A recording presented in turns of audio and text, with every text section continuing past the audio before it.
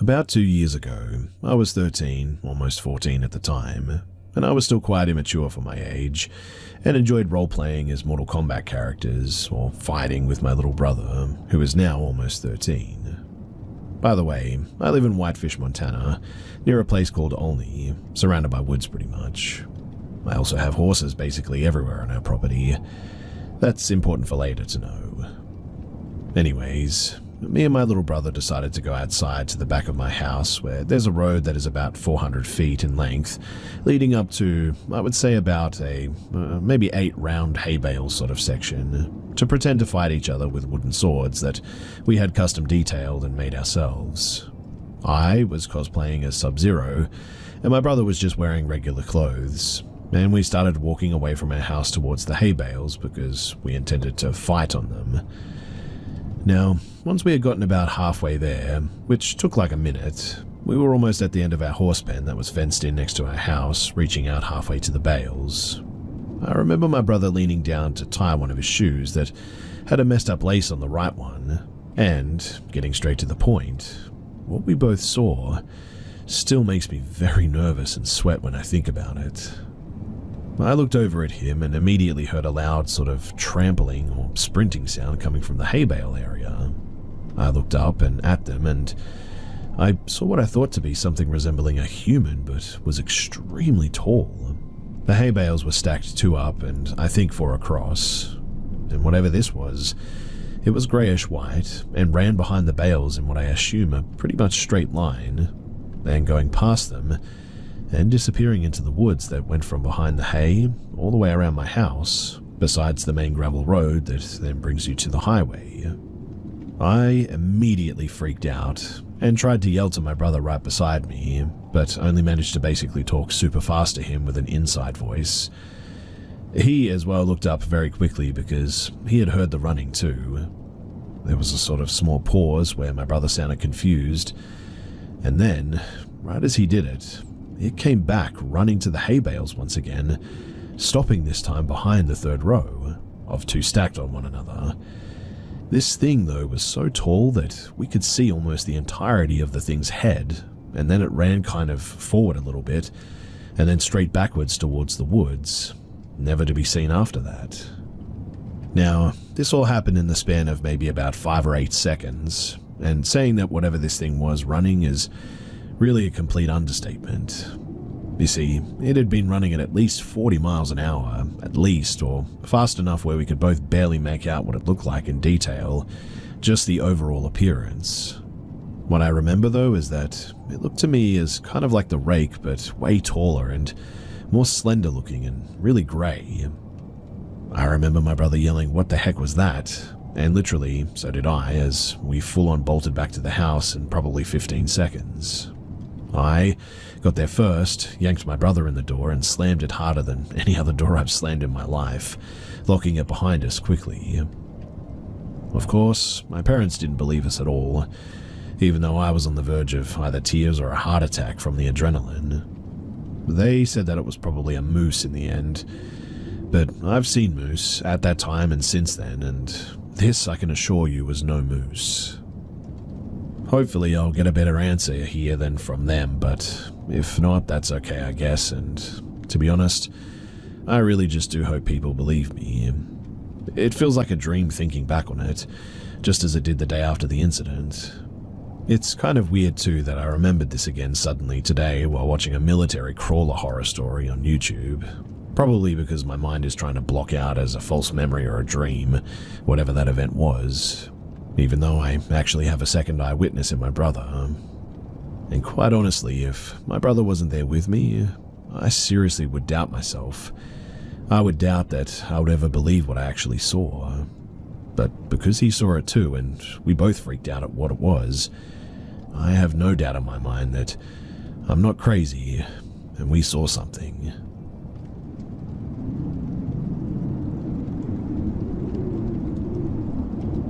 Years ago, when I was pregnant, we were just getting ready to go to bed and it was late, about 1:30 in the morning, when this woman knocked on the door and my husband answered.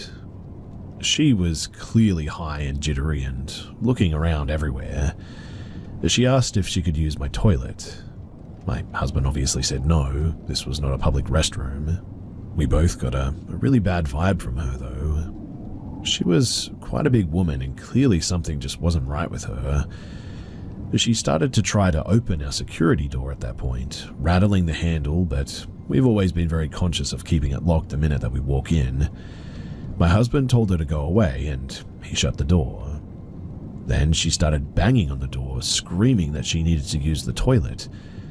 My husband opened the door again and told her to get lost or he was calling the cops. She stopped, froze, and for about 20 seconds just sort of stood there, staring at us, and then she turned around and walked away. We turned off all the lights and we looked through the blinds and saw her next door talking to two people at that point. I said to my husband that I think that was a setup for a home invasion, and he agreed. The thing though is that I'd actually seen this woman around before quite a few times, so she could have known that I was heavily pregnant, and that would make us a good target, because we would have been compliant.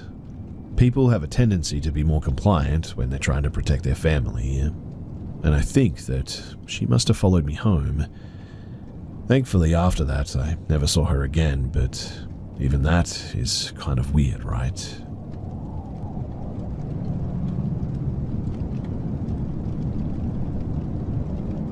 We were on a road trip to Queensland and back. We were in no hurry, so we were taking the scenic route. And at one stage we pulled up to a truck stop on a highway that ran alongside the forest. It was a very isolated place. So we were sitting there trying to get my son some snacks and just having a break, when a ute pulled up behind us. The guy inside sat there for ages, just sort of staring at us, and I said to my husband, "This guy's creeping me out, let's go." So we started to pack up, and that's when he got out of his ute. He was walking towards us as we got in our car, and before we knew it, he was there, and he asked for a cigarette. My husband said that he only smokes rollies, and he didn't have any rolled, and the guy said, "I'll wait." He never said more than that in the entire encounter. He leaned in and he stared at me with the creepiest predatory look that I've ever seen, and this really weird grin, the whole time keeping one hand behind him as well.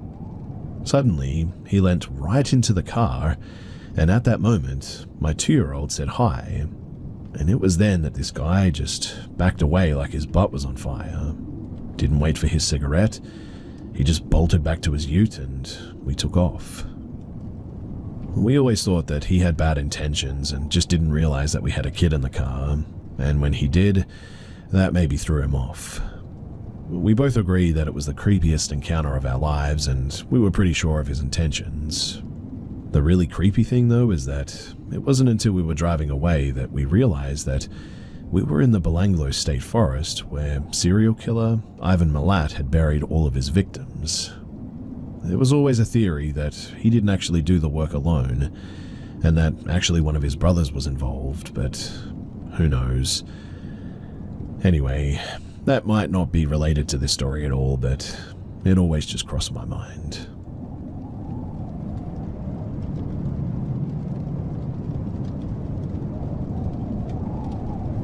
When I was about 7 or 8, my family moved into an old farmhouse in VA.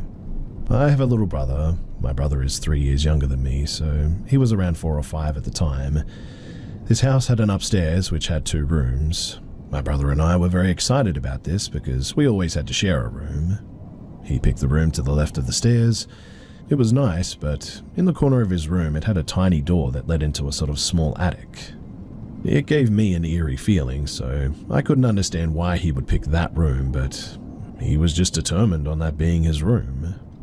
I, though, took the room to the right, which had a little window that looked out over the farm. It was great. We set our rooms up and we unpacked. Fast forward to a few weeks later, my mum decided that it was time for us to take a nap. In my room, of course. For context, I had a little red rocking chair with Dalmatians with my name painted on it. It was really cute. I had definitely outgrown it at this point though, because it was made for me when I was a toddler.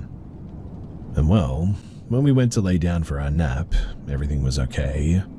But then, out of nowhere, my brother started freaking out and screaming, clinging to my mother for dear life. My mother tried to soothe him, but nothing was helping. She asked my brother what was wrong. My brother pointed to the rocking chair and said, "There's a little girl in Sissy's chair, and she doesn't want us up here." He was so inconsolable that my mum had to bring us downstairs. That is the first time the entity made herself known. I never saw her, but I'd always feel her presence or have nightmares about her. The weird thing is that I'd only see her in my dreams if I was in my room sleeping. So as you can imagine, that quickly turned into my brother and I sleeping in my mum's bed. Most of the time she would target my brother, but he'd never stay in his room. Now one night, my mum talks to me and my brother into sleeping in my bed upstairs just to have a break. We only agreed to do it if we could leave the light room on.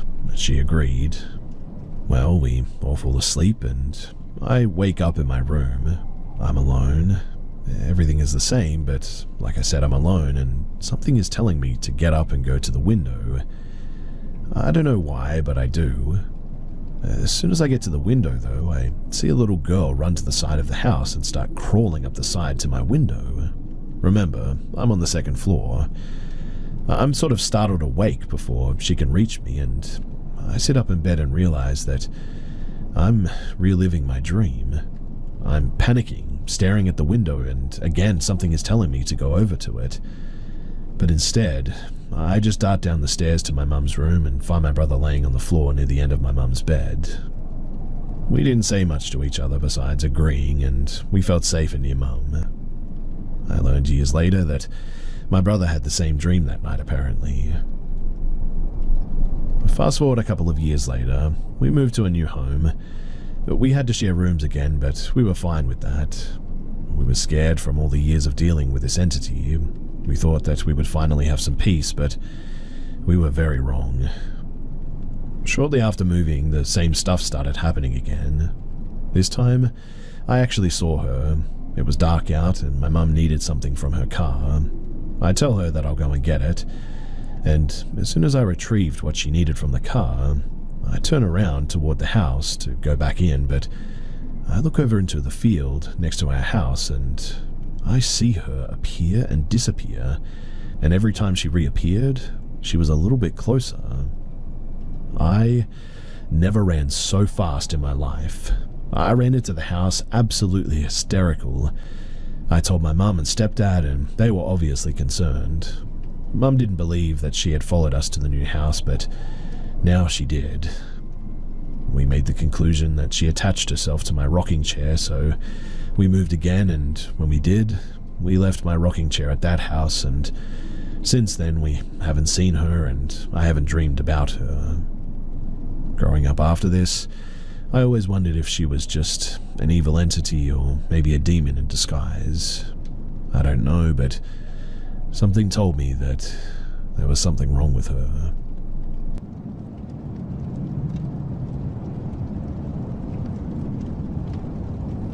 I do some volunteering at a hospital 3 times a week that involves me reporting to the hospital at 5 a.m. I enjoy the volunteering. I've been doing it for almost 2 years now, and I've really never had any issues. Until last week. Last week, I was a bit early on one of my volunteering days, and I had about 30 minutes before I had to report in. I normally would have just waited in my car, but I had been pretty stressed about things in my personal life, so I thought that I'd go for a little walk to burn a little steam and clear my head. After all, this is in a pretty nice area, upscale West Los Angeles, so what could go wrong? It's like 4:30 in the morning, so naturally the streets are all quiet, but it seems pretty peaceful. But then, up ahead, I see somebody walking in my direction. Kind of odd, I guess, but I didn't think too much of it. Him being out here at this hour isn't inherently suspicious, I guess. After all, does being out here at this hour automatically make me suspicious too? So, I keep walking. We make quick eye contact when we cross paths, and I suddenly got a very bad feeling about this man. I can't explain it other than an instant instinct, but sometimes you just have a gut feeling about somebody, you know? That's what I felt when I passed this man, and I immediately went on high alert and made sure that he wasn't going to approach me from behind or something. Very soon after walking by this man, I'm talking like 15 to 20 seconds, I passed by one of those many parked cars on the street. This is Los Angeles, so there's a lot of parked cars on the sides of the main streets. Except this parked car is different. There's a man sitting at the wheel, and the man waves at me and beckons me over. Again, pretty darn creepy, but not inherently worth freaking out over just yet. As I keep walking, I then realize that while the car was parked, it wasn't off. It was simply in park. Because this car starts driving in the same direction that I'm walking, and it drives at a pace essentially matching my walking speed, at this point, I've had enough, and my brain is saying nope. So I immediately turn around and start speed walking back in the direction that I came from. Then I saw something in that moment that absolutely terrified me.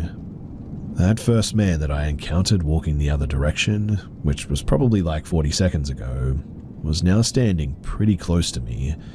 Like way, way closer than somebody who had been walking in the other direction should be. And then he makes eye contact with me, and he starts walking in my direction. I am incredibly suspicious and more than a bit nervous at this point. So because it's pretty dark out, I decide to play a hunch. My car keys fold out in a manner very similar to a switchblade, so I immediately pull it out, press the button to make the key fold out, and I stare at him for a second. I believe that he was caught off guard because he stopped walking for a second. And well, that second was all I needed. I immediately took off running at top speed, crossed the street. We're talking a Los Angeles main street with like 6 lanes of traffic and a median divider, and kept running down the street. Now, I'm no Olympian, but I was on the cross-country team at a D2 college, and I still run multiple times a week, so I'm pretty confident that I can outrun the average person I run into by a comfortable margin. Still, I didn't take any chances, and I ran all the way back to the hospital. So, what do you guys think? I'm not crazy, right? I'm not necessarily saying that I was going to be the next prominent murder victim or kidnapping victim, but there was definitely something going on here, right?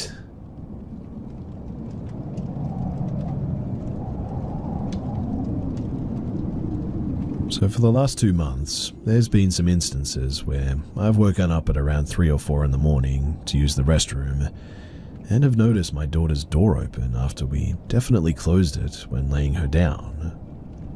We live in a smallish 2-bedroom apartment. Our daughter's room is directly across from ours, and we typically sleep with our bedroom door open so we can hear her in the night if she needs us. We usually lay her down at around 8:30 p.m, and my wife and I are usually in bed at around 10. Our daughter has a Nest White noise machine that we leave on in her room to help her sleep. When her door is shut, you can barely hear it. When I get up in the middle of the night, though, I immediately know that her door is open, just off of the sound alone. And then I look across, and her door is not just open a crack, but completely wide open. I just have this eerie feeling. My wife and I don't sleepwalk, and when I'm up in the middle of the night, I'm pretty aware of my surroundings. Also, to add to this, our daughter sleeps in a crib and is way too small to crawl out of it, and usually when I notice her door is open, I always go and check on her, and she's always knocked out. There's just no reason why this door should be open, and I don't know, something is telling me that something is wrong. Anyway, I apologize if this sounds a bit rambling. It's just giving me weird vibes, and I was looking to see if anyone had any ideas of what might be going on.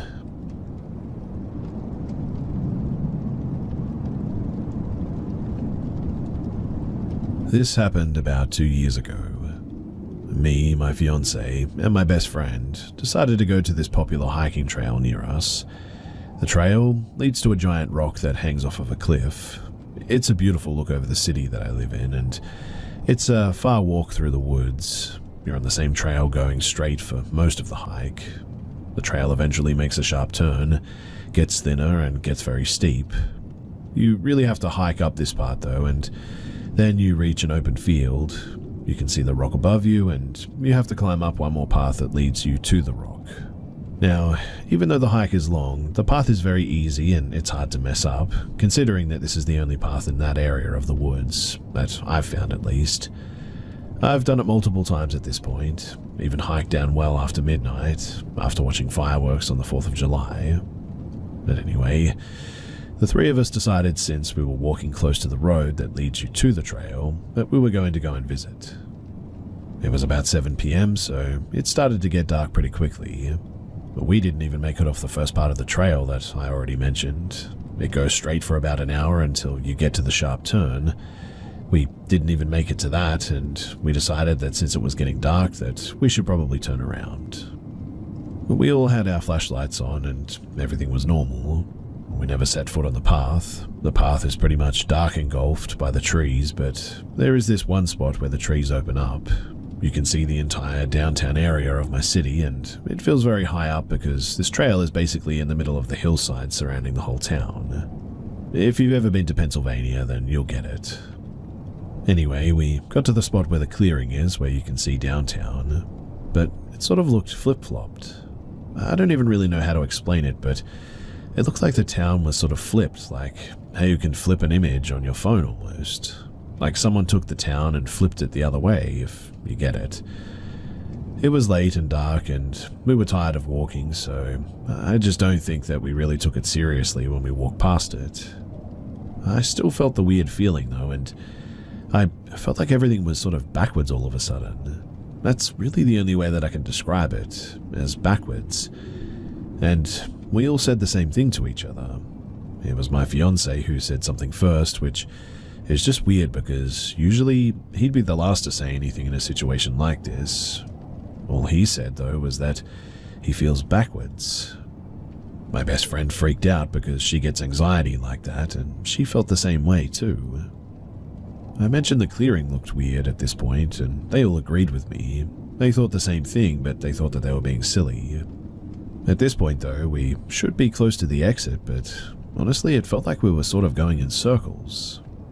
The path started breaking like the path wasn't even the same that we'd been walking on, so we turned back around towards the rock to try to figure out where we were. We came back to the clearing and it still looked weird, so we took pictures, and I do have them still if anyone cares to see them, but you wouldn't be able to make out that it looks flip-flopped unless you live in the same town. We knew that we were at the clearing though because, well, it's really the only part where the wood's clear like this, and we knew that we were on the right path as we've never got off of it. We decided to turn back around towards the exit, but it just didn't bring us to the exit. It also didn't bring us to the path that looked wrong and started to break. It was a whole new part of the woods, in fact, that we'd never even seen before. At some point as well, we sort of stumbled across a door in the ground. It looked like a door to a mine maybe or something. We tried to take a look at it, but there was no evidence of a mine being there. There are multiple mines in my city though, so I wouldn't be surprised if this was just an old one and wasn't on record or something. But beside the door was about 5 or 6 white chairs with what seemed to be white sheets laying on the ground around them, like a little piece of white cloth. Not very big, just pieces. There were also beer bottles. The chair was in a circle formation, but there was no fire pit in the middle or anything, just this circle of chairs. Looking back, it could have been a little campsite someone had made, but man, was it scary at night when you're lost to find something like this. It genuinely freaked us out, and every time we walked away, it just seemed that we just made our way back to the chairs and the door again. Obviously, we started to try to call and text people that we know for help, even called my parents, but nobody answered. It was late, so I guess that sort of made sense, but we were so lost and getting really scared, and we were going to have to sleep up here at this point, we thought. And eventually, after walking what seemed to be in circles forever, we just sort of walked out. Like, so fast the exit was right there, we just walked on the path for a minute and we were out, just like that. Almost immediately after we leave, I then get texts back from people that I was trying to get help from. And one more creepy thing, just to put the icing on the cake as well, is that there were like 1,032 pictures taken on my fiance's phone at 10:32 p.m. Like a burst of them. If you have an iPhone, they have these things called bursts where you can take a lot of pictures quickly. It was just so weird. The pics were all just white and it just made no sense. It's also weird how his phone took pictures while he had his flashlight on at the same time. The pics were taken during the time that we were lost, and we didn't go back for about a year until me and my fiancé decided to go back and try and find the path that we made it onto at some point, just for peace of mind in the end. But no matter how hard we searched, and I mean we searched pretty thoroughly to find this thing, we couldn't find the door, we couldn't find anything weird, no extra paths, no flip-flop of the city, except a giant meat grinder at one point. I don't know what that was about, but man, I hate the woods so much. It freaks me out thinking about any woods or forests of any time. That's just one of the worst experiences for me though, but I've had a few others, and honestly I just hope people don't think that I'm making this all up. I know that it sounds crazy, to me even, so I can imagine someone thinking that I'm lying, but I'm really just looking for a possible explanation for any of this. It's one of those things that just sits with me and bothers me to this day, and my fiancé doesn't like talking about it either because there's just really no explanation. Me and my best friend, we still talk about it from time to time, but it just goes nowhere because we've thought of every possible explanation that we can think of. So, any similar experiences or theories would honestly be great.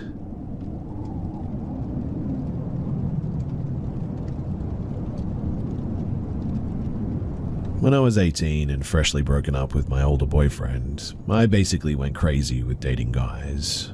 At the time, I also dressed very goth, even going as far as to wear a real corset and trench coat, mostly just enjoying the attention.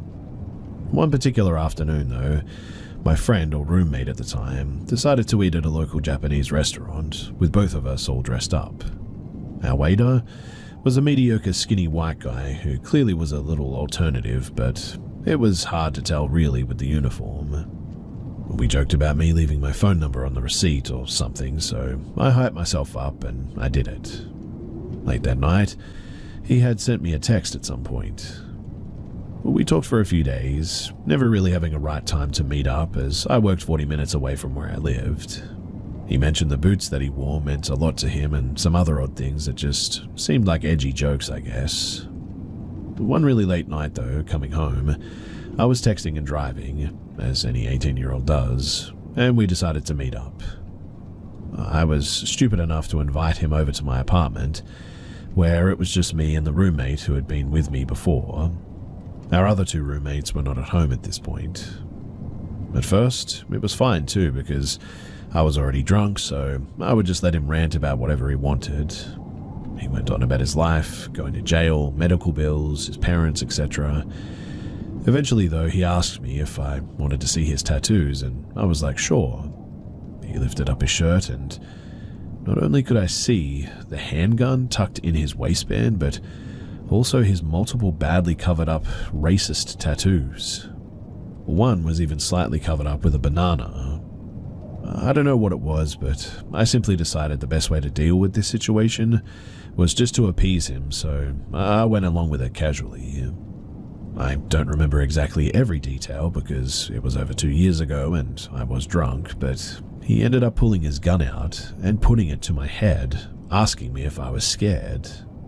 I was immensely confused and I tried to call his bluff saying that I wasn't, which got him to put it away for a while. When we went to hook up in my messy room, he pulled it out on me again, saying that he wanted to do it with it out. I got mad and tried to fight him off and get it away from my head. Of course, I wasn't as strong as him, and he hit me in the arm with it. And I mean, if you've ever been pistol whipped with a gun, then you'll know exactly how much that hurts.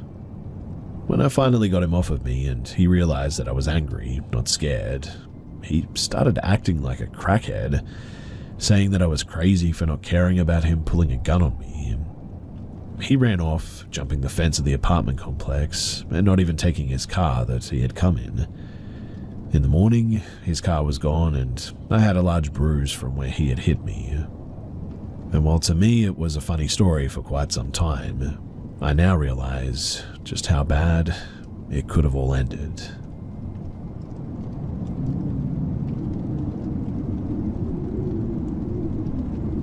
I was asleep with my small baby and woke up for some reason, 3-something in the morning, and I felt someone grab my foot.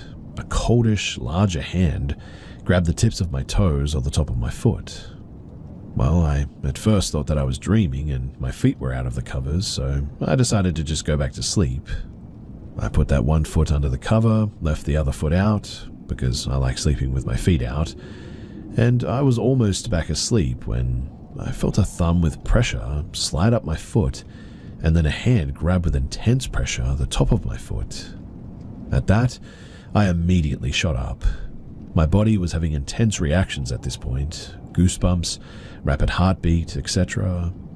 I yelled my sister's name because she's the only one who had a key to my condo, and I looked under the bed and everywhere in the room. I was terrified for quite some time after that, but it never did happen again. Until just the other day. So, I'm in a completely different city now with my husband and second baby. My husband, he left for work early in the morning at like 4 a.m. He said goodbye and I was half asleep with my feet out. And about a minute after he closed the door to leave, something grabbed my foot, the top of my foot, the same way that it happened before, but it was only once this time. I went to go and see if my toddler was in bed, and she was fast asleep. But I guess I'm just scared. I can't tell if this thing is bad or good or what it even actually is. I told my husband and he believes me, but he has no idea what it is and no good ideas to put forward. I guess I just really want to know what it is, and so if you have any ideas as to what I should do, then please do let me know.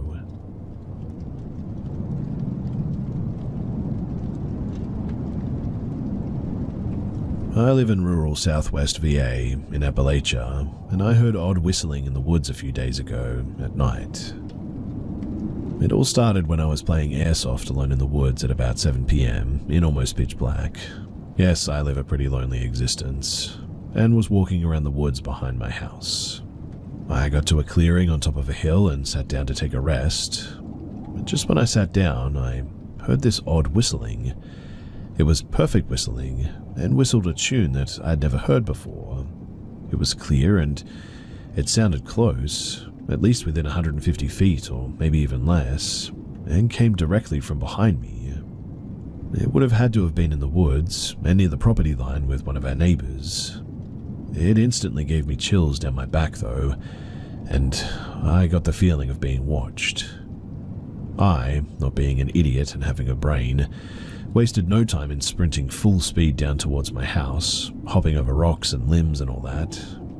The whistling stopped shortly after I got moving, but I still felt like I was being watched and like something was just off. I didn't see anything when I did turn back to look while opening a gate, that is, but that may be because of the darkness and the distance that I had moved.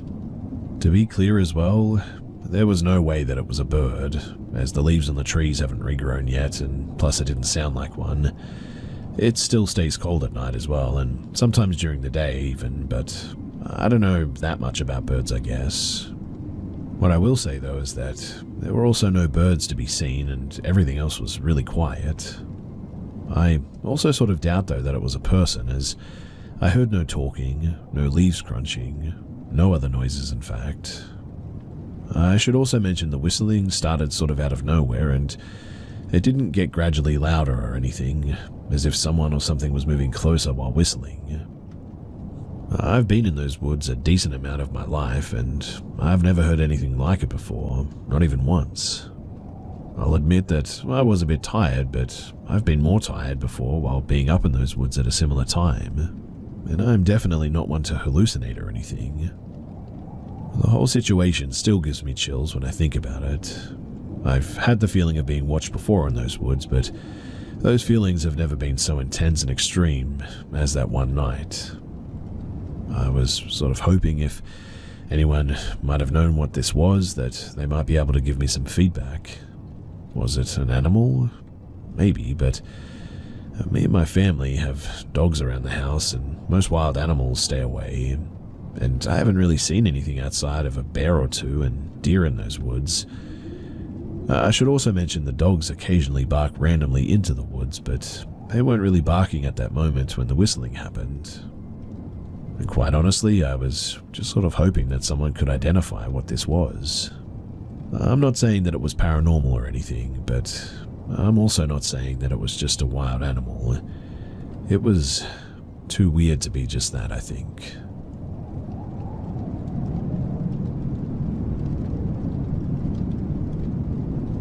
Many years ago, when my daughter was potty training, a friend recommended that I keep a travel potty with me.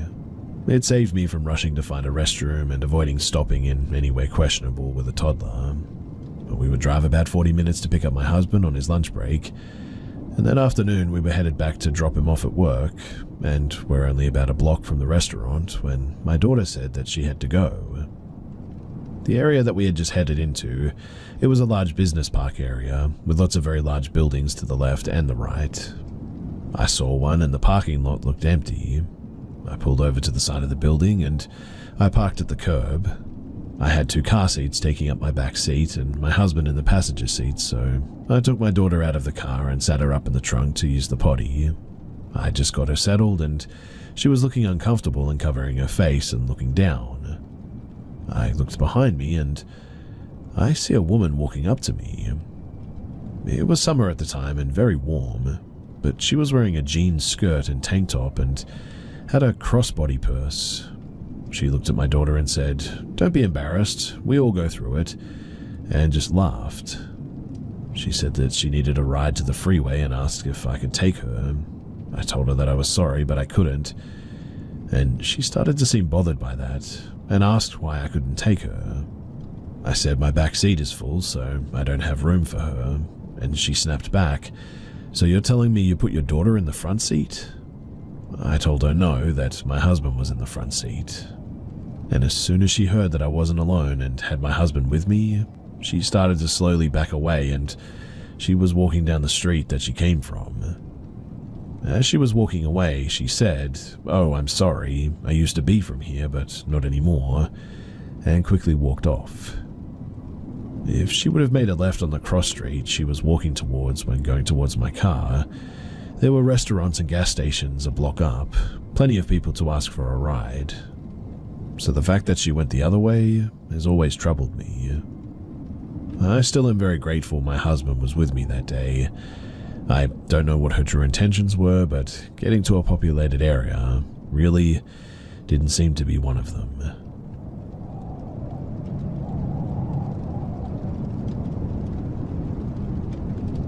Back when I waitressed, I pulled into my mum's driveway at around 8 p.m, and I remember that I was excited because it was an early night for me and I'd been working 3 jobs at the time. The neighborhood was quiet and nobody else was really around, no cars driving by or anything. I was scrolling on my phone in my car when I just got a terrible feeling and a chill down my spine. Something was telling me to get out of the car at this point, so I got out and slammed my door when I heard this gut-wrenching scream. My first thought was that a raccoon was being eaten or a cat had gotten run over or something. I couldn't pin it, what it was, because it was just so disturbing. I'll never forget it though. It had so much pain and terror in it. I looked around me to find the source and noticed a figure across the street, standing in the grass next to the street curb. The street light was in front of my house, so I could make out some details. It was a girl with long hair covering her face and a long white dress. She had no shoes on. My first thought was kidnap victim for some reason, and I wanted to call out, "Are you okay?" but something inside of me told me to hold back. She didn't move or look up. I probably stood there a minute too long contemplating what I was seeing and if she needed help or not, but ultimately my gut told me to get inside, now. Without turning my back to her, I opened my garage door and I backed in, my eyes never leaving her, and she didn't move even an inch. I stood and watched as the garage door closed, and she was still there. I ran inside, turned on the house alarm, and ran to the front window to see if I could still see her, but I couldn't. Then, I ran to my bedroom window upstairs because that would have been a perfect view of her, but she was gone. I slept with the lights on that night. My mum says the neighborhood kids were playing a prank on me, but honestly, none of them were her shape or size or looked like her. I've seen them all. When I told the story to some friends, some of them mentioned a banshee. While no one in my family passed away, I did have a near-death experience 3 months later. I don't know if it's related, but I think it's probably worth mentioning that. Anyway, I'm curious as to what others think. Was I just being pranked, or did I see something that night? And if I did, what exactly did I encounter? And more importantly, why?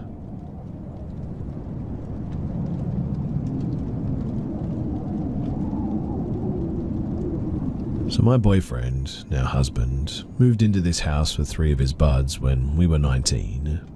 Built in 1909, you could only expect it to come with some history, right?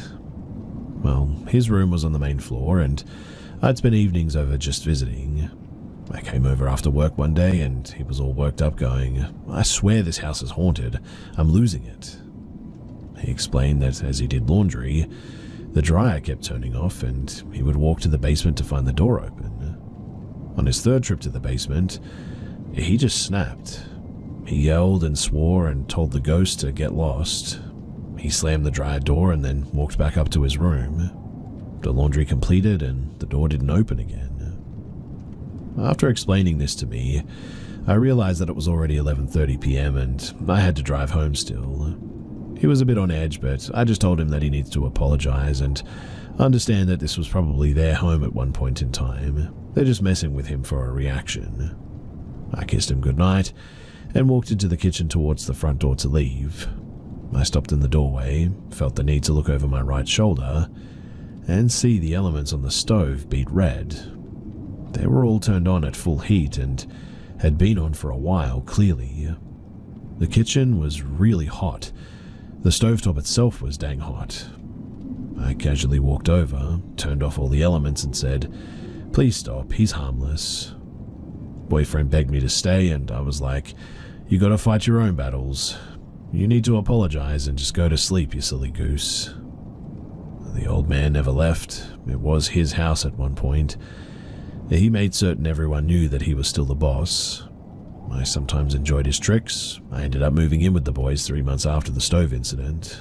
Nothing too scary ever really happened. Just sort of regular ghost stuff, but it was kind of like Casper, I guess.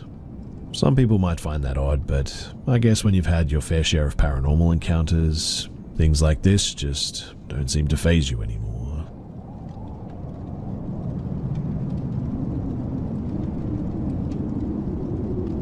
So I was driving home at about 9:30 p.m.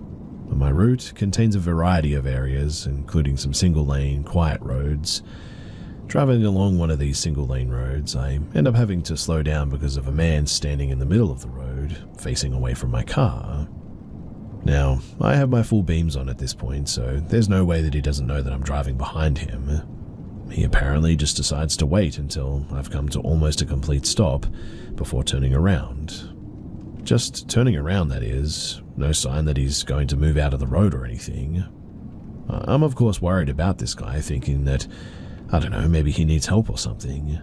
He doesn't seem to be visibly intoxicated from what I can tell, and he doesn't appear injured or confused, so I assume that he's mostly okay. After a little while of standing, he raises his arms in a well kind of motion. I don't know if he was expecting me to back up or hit him or what, so I decided to sound my horn to try and nudge him along a bit, as I just want to get home. And this makes him flip out completely. He closes the distance to my car and starts pounding on it, yelling at me like crazy. I can't hear what he's saying, but he does this for what must have only been a few seconds, Felt way longer at the time, before rounding the side of my car and punching the driver's side window at full force. Fortunately, it held up and it didn't crack. The second that I know that he's out of the way, though, I absolutely floor it and get the heck out of there, happy in the knowledge that he couldn't catch up to me. So yeah, that was a really creepy random encounter and hopefully my last one. I do hope that Mr. Spooky Car Puncher is okay and getting whatever help it is that he might need. Though, probably best to start with a doctor for his likely broken hand.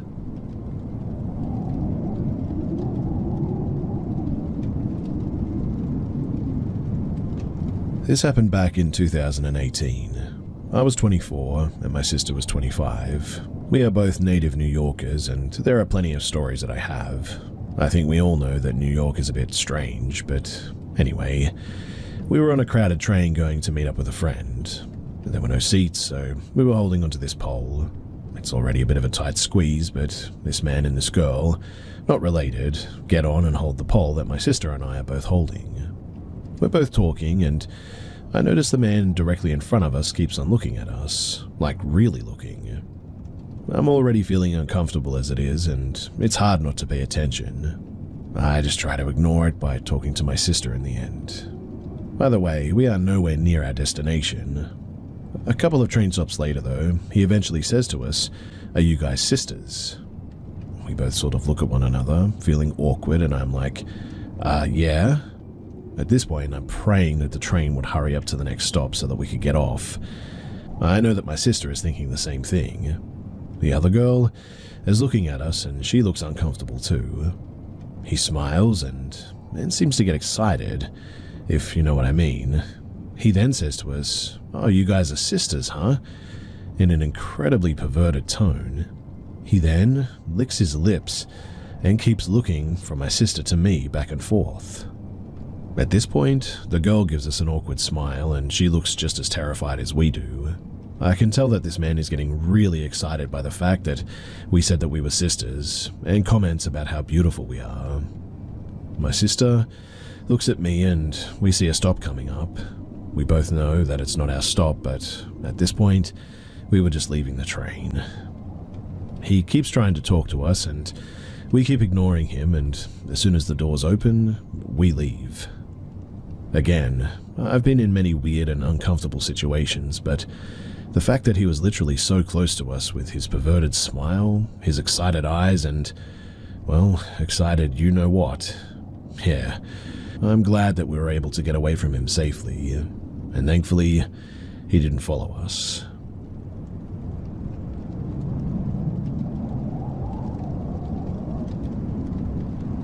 So I shared a story with you guys a little while back. One of them was about a deer person or something out there where my grandmother lives. I don't live there anymore and I live 45 minutes away from her, but yeah, that was me. Anyways, I took out my dog tonight. My dog was peeing and I was on my phone, but we live in an apartment complex with thick woods in the back. My dog started growling, which is weird because, well, he never does. That's when I looked over and he was, and I'm honestly shaking thinking about it, but with my physical eyes, I see this 6.5 or 7 foot deer thing again. But first thought was it was a Wendigo. I mean, it was thin and skinny with very wet fur, the deer skull and all that. It didn't seem to have eyes from where I was standing, but I could tell that it was staring right at us. It didn't move, didn't even make a sound. At that, I began to pull my dog back, and I looked back because I stepped on a stick, and when I did, it moved to the other side of the tree. I kind of yelled instinctively, "You can't follow or harm me, go back." It didn't move, and I dragged my dog into the house and quickly shut the door. My wife asked why I slammed the door so hard, and I just told her that the dog was being weird. She just doesn't believe in that stuff. Anyway, I went back out a few minutes ago, which was about an hour after it happened, and there was no sign of it. I'm really shaken up by this because, quite honestly, after I moved, I thought that this was all over.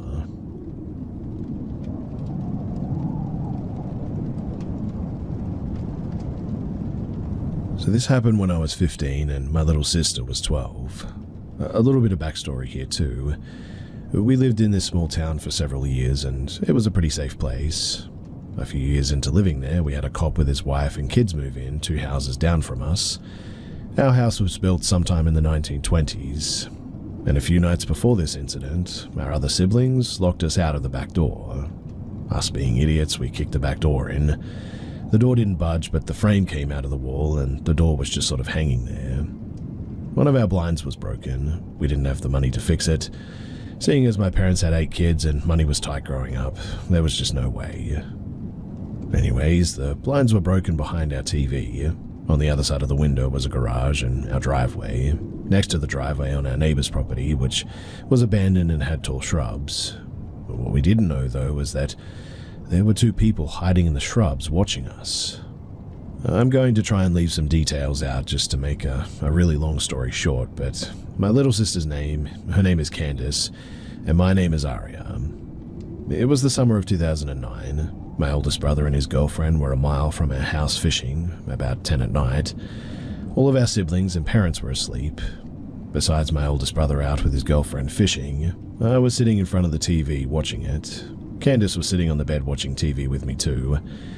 When all of a sudden, Candace and I heard a very loud crash, a noise from the back door. We both screamed.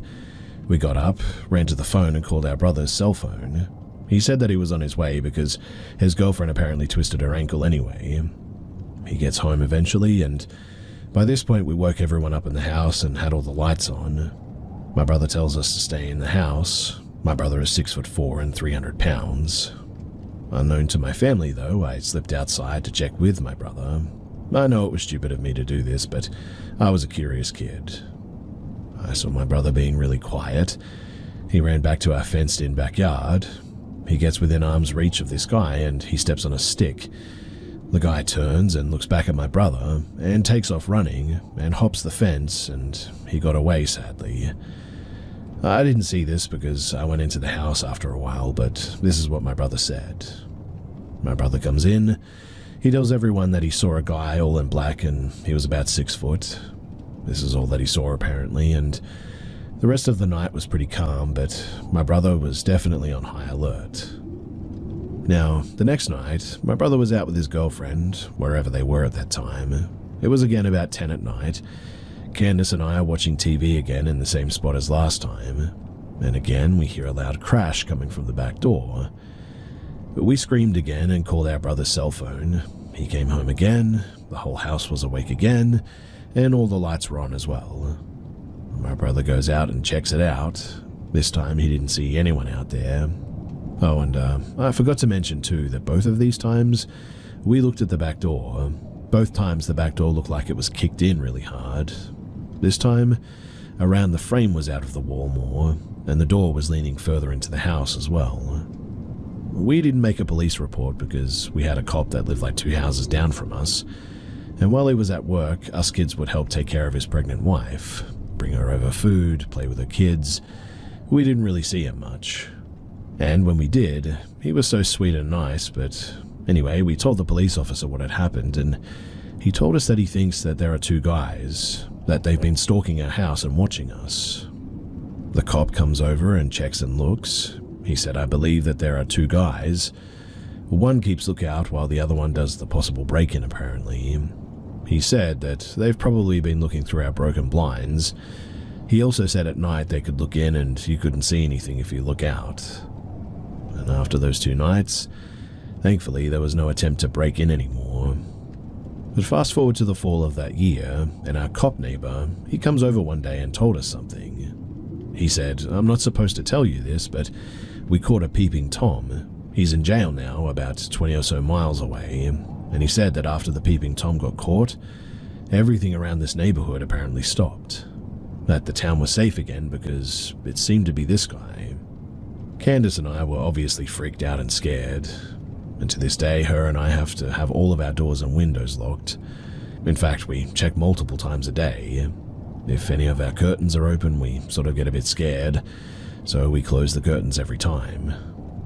Honestly, I'm pretty afraid that it'll happen again.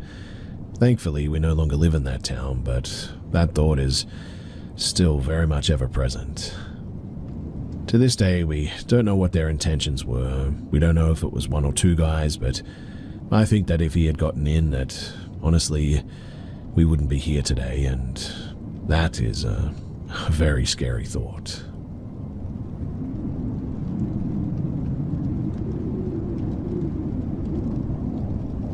I've had many experiences with the paranormal and interactions in my home, and I thought that I would share some here for all of you guys. So my wife is a childhood diabetic, and sometimes at night her sugar levels will drop dangerously, which can put her into a coma. I'm a very light sleeper and have trouble sleeping in general, so one night at about 2 a.m. I got up to go and watch TV, and as I walked past my wife, I looked at her and noticed two orbs above her head. One was bright yellow, and the other one was sort of a whitish, yellowish color. I looked, took a couple of more steps, and then went, "What the heck?" I backed up, and sure enough, the orbs were still above her head, so I went to check on my wife, and sure enough, she was profusely sweating, a sign of low sugar. We figure to this day that those orbs, they may have been her parents or something, and they were trying to tell us that something was wrong. On another night, I came back to bed and noticed an orb on my bed. I sat down on my bed and moved the blankets around, lifting them up and stuff to see if it was a light trick, but the orb just stayed there. I moved around, waved my hands, but the light was never blocked. But then, I heard a thump on the floor, and noticed that the orb was now at the base of our dresser, and about shoulder height of our dear cat, Winston, who passed in 2007. Still miss him a lot, by the way.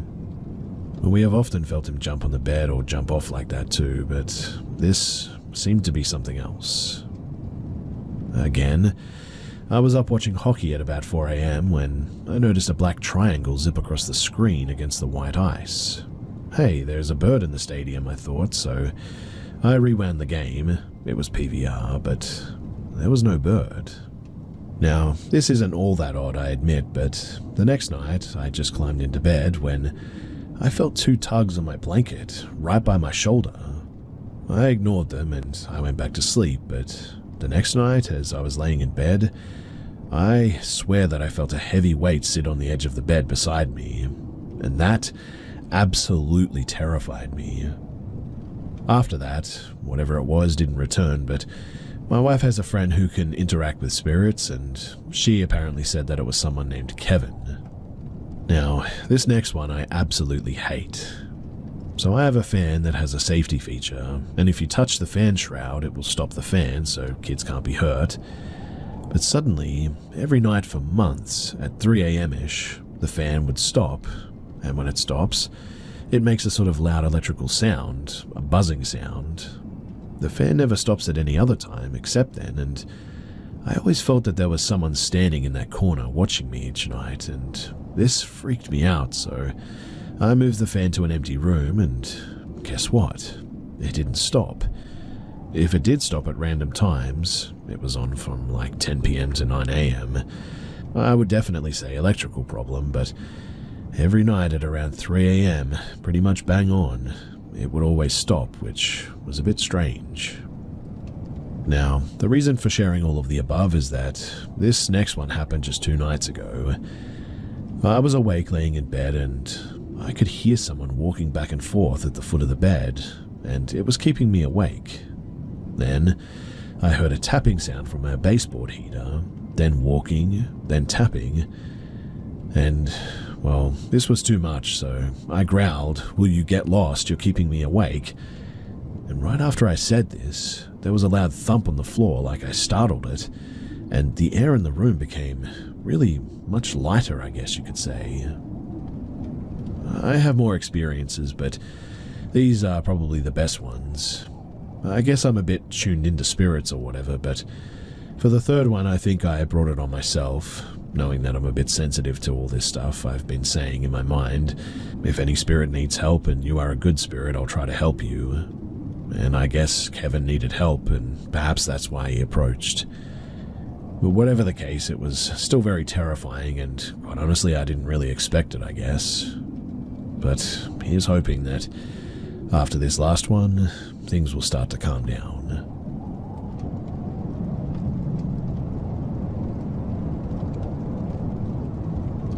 In about 1999, I finally saved up enough money to put a down payment on my own fixer-upper. It hadn't been lived in for quite a while, and it actually had been used by a local church as a youth facility. It was about 100 years old on the deed. It was located in a mill village in the Carolinas, and it was only 4 rooms and a bathroom at about 800 square feet. It was on one of the bigger lots in town. Now, I was recently divorced and living with a friend who I had worked with at one time who was also ex-military, so it worked out well moving into a house. He worked in law enforcement now and wasn't there much, but paid half of everything, which gave me some extra money for improvements. We had really nice neighbors, all retired, and I had many talks over the fence with them. As you can imagine though, 2 single guys living in one place, we had many women in and out of our doors. My elderly neighbor was a retired textile worker who was single most of her life and understood our habits. As I demolished the kitchen, I tore out everything down to the bare walls and replaced plaster with drywall. As it was slow going, considering that I was going to school and working both full-time, there wasn't a lot of time for the remodeling. We did have one big table in the kitchen that we used for, well, pretty much everything. And one day, I came in from class and took my books out of my backpack and separated them by class in order to go through them quicker. I made a sandwich and joined with my roommate and his girlfriend in the next room just to catch up with the day.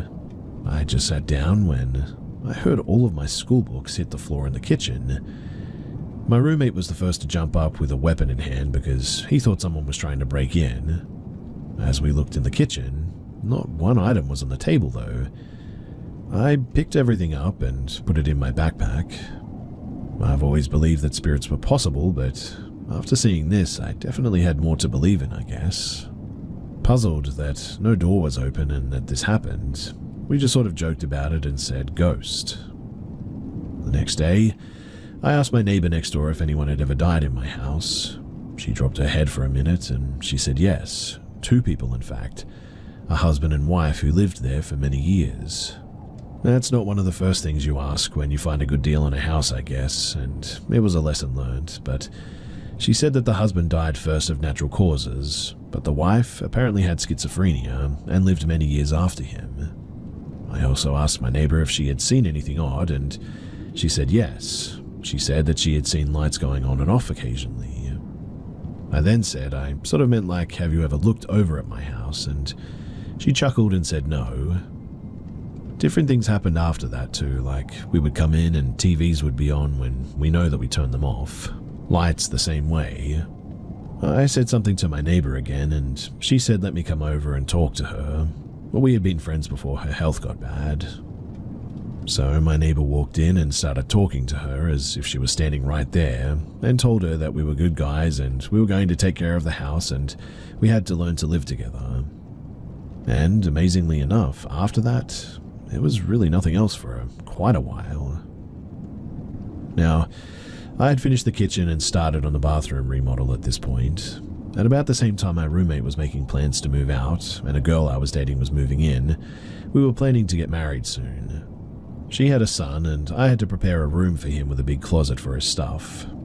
And it was at this point that things started happening again with the lights and TV and stuff falling off the kitchen counter again. My roommate said that he had lost his key to his room, swearing that it was on the keychain, but I dismissed it because I was going to replace it anyway. Later, when pulling up carpet for the new walk-in closet in my stepson's room, I found my ex-roommate's key, believe it or not, under the carpet that I had pulled up. And honestly, I have no idea how that could happen. I had replaced that lock when my ex-roommate moved in and I checked and the key matched the lock. That was unbelievably odd. In the time that I was fixing up her son's room and the time that she was to move her stuff in, one afternoon I came home from school and drank a couple of beers and took a nap, only to wake up abruptly to my stereo blasting so loud that it was deafening. Mind you, this was one of those old school stereos that you adjusted volume by the knob and not a remote. I jumped up and turned it off. Irate, I remember saying something to the effect that this was my house, and if we both can't live here, I'll burn it down. I think I even said that if there was a light near where she was, that she needed to go to it. And after that, there was absolutely nothing for the next 6 years that my new wife and stepson ever experienced.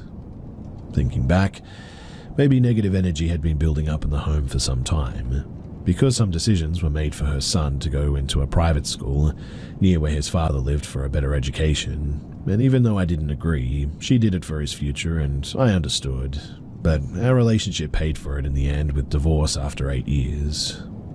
Nothing I can remember stands out after my wife left, other than that she said that in the end that the house gave her bad vibes and she wanted nothing to do with it. I had wondered at one point if the spirit of the woman wanted me to be there, but wanted only me because there had absolutely been nothing else that had happened the entire time that I lived there alone. A few things did happen though by surprise during the sale of the home when I was preparing to sell. Like the furnace needed repairs and my entire front sill collapsed right before the home inspection due to termite erosion. That happened years before I bought it, mind you, but there were a small string of events like this of just unfortunate luck, I guess. On a side note, it was odd how other information had come to me about the residents of my home prior to me living there through a woman I had dated when I first moved in. She had lived a few miles away, and when I told her about what had happened with the books and the table, a neighbor of hers was nearby and overheard our conversation and asked where I lived. I told him, and he said that he grew up over that way and they used to play ball in the church parking lot near there, and that the woman who lived there when he was a boy had a lot of mental issues. If they hit a ball into her yard, she would grab it and take it in her house and throw it in her wood stove and burn it, apparently. And that wood stove, when I moved in, it was the one in the kitchen. The one that I had trouble with as I was trying to sell it.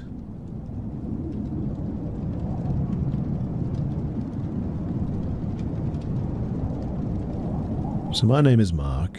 I'm in my early 20s and I've always been fascinated by paranormal stuff, but I've never really been a believer, I guess you could say. It was sort of like an atheist studying a Bible type of situation, I guess. But I did actually happen to personally experience some weird stuff in my life, and I do believe that my room was haunted on 2 occasions, maybe. So the first time was when I was 11 and my sister was 9. But when my family was slowly moving to a new house and renovating it, a set of white walls, no furniture, me and my sister, on many occasions, were allowed to explore our new neighborhood. Once when we got back from our exploring trips, we just sat in our empty room and threw ball to each other singing some random nursery rhymes. When we were just going at it for something over half an hour when suddenly a ball stopped midway to my sister and went back to my hand. I was freaking, she was too, and we refused to visit for a while after that. Small clarification too, it was like this little heavier dog chewing ball and all the windows were closed, so no wind, and since the room was empty, there was no bouncing from something else. It was as if the ball just defied physics or something. As an adult, I actually spoke about it to my mum, suspecting that it may have just been a false memory or something, but she actually confirmed that me and my sister once really lost our heads over something like that, and even refused to sleep in our rooms for over a week, and it had made her really tired. Now, the next haunting, if you can call it that, happened 4 years later. This time I wasn't present, but it happened in the same room apparently, and I need to explain a bit about our room situation. So, I shared my room with my younger brother, 10-year-old at the time of this haunting or whatever, and my sister, she had her room next door. So, I and my brother went to my cousin's place to have a sleepover. Since our room was bigger and we had a bigger TV and DVD player, my sister decided that she wants to sleep in there. So she goes there, watches a few movies, and goes back to sleep. In the middle of the night, my fitness or stationary bike starts running, literally like someone was just using it. It was electric, but all the electronics were long overcooked and damaged. Besides those were trackers, and they were incapable of moving the bike like it was at this point. So my sister started screaming and she went to our parents' room. When we got back, She was absolutely terrified, and I actually needed to move to her room for a while since she refused to sleep alone at all. This story was also confirmed by our mother. Also, I remember sleeping in her room on my noble exile. There were no pets at that time in the house, and honestly, it was just nothing that should have caused this. Also, my sister still swears by it, and she really isn't someone to make something like this up.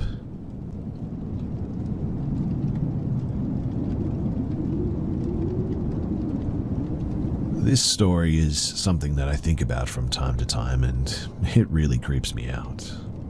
I'm sharing this to get it off my chest, because I think it's finally time to share it. So almost 3 years ago, I was 17 years old, and at this point, I was accustomed to being in horrible situations, as all I had was my mother, and she could not hold down a job for long because she had her own issues to tackle, and so, as I grew up, we stayed in and out of roommates' houses. We never really had a place of our own to stay, except twice, I guess, but that didn't last long either, and we would be forced into a new environment with a snap of a finger.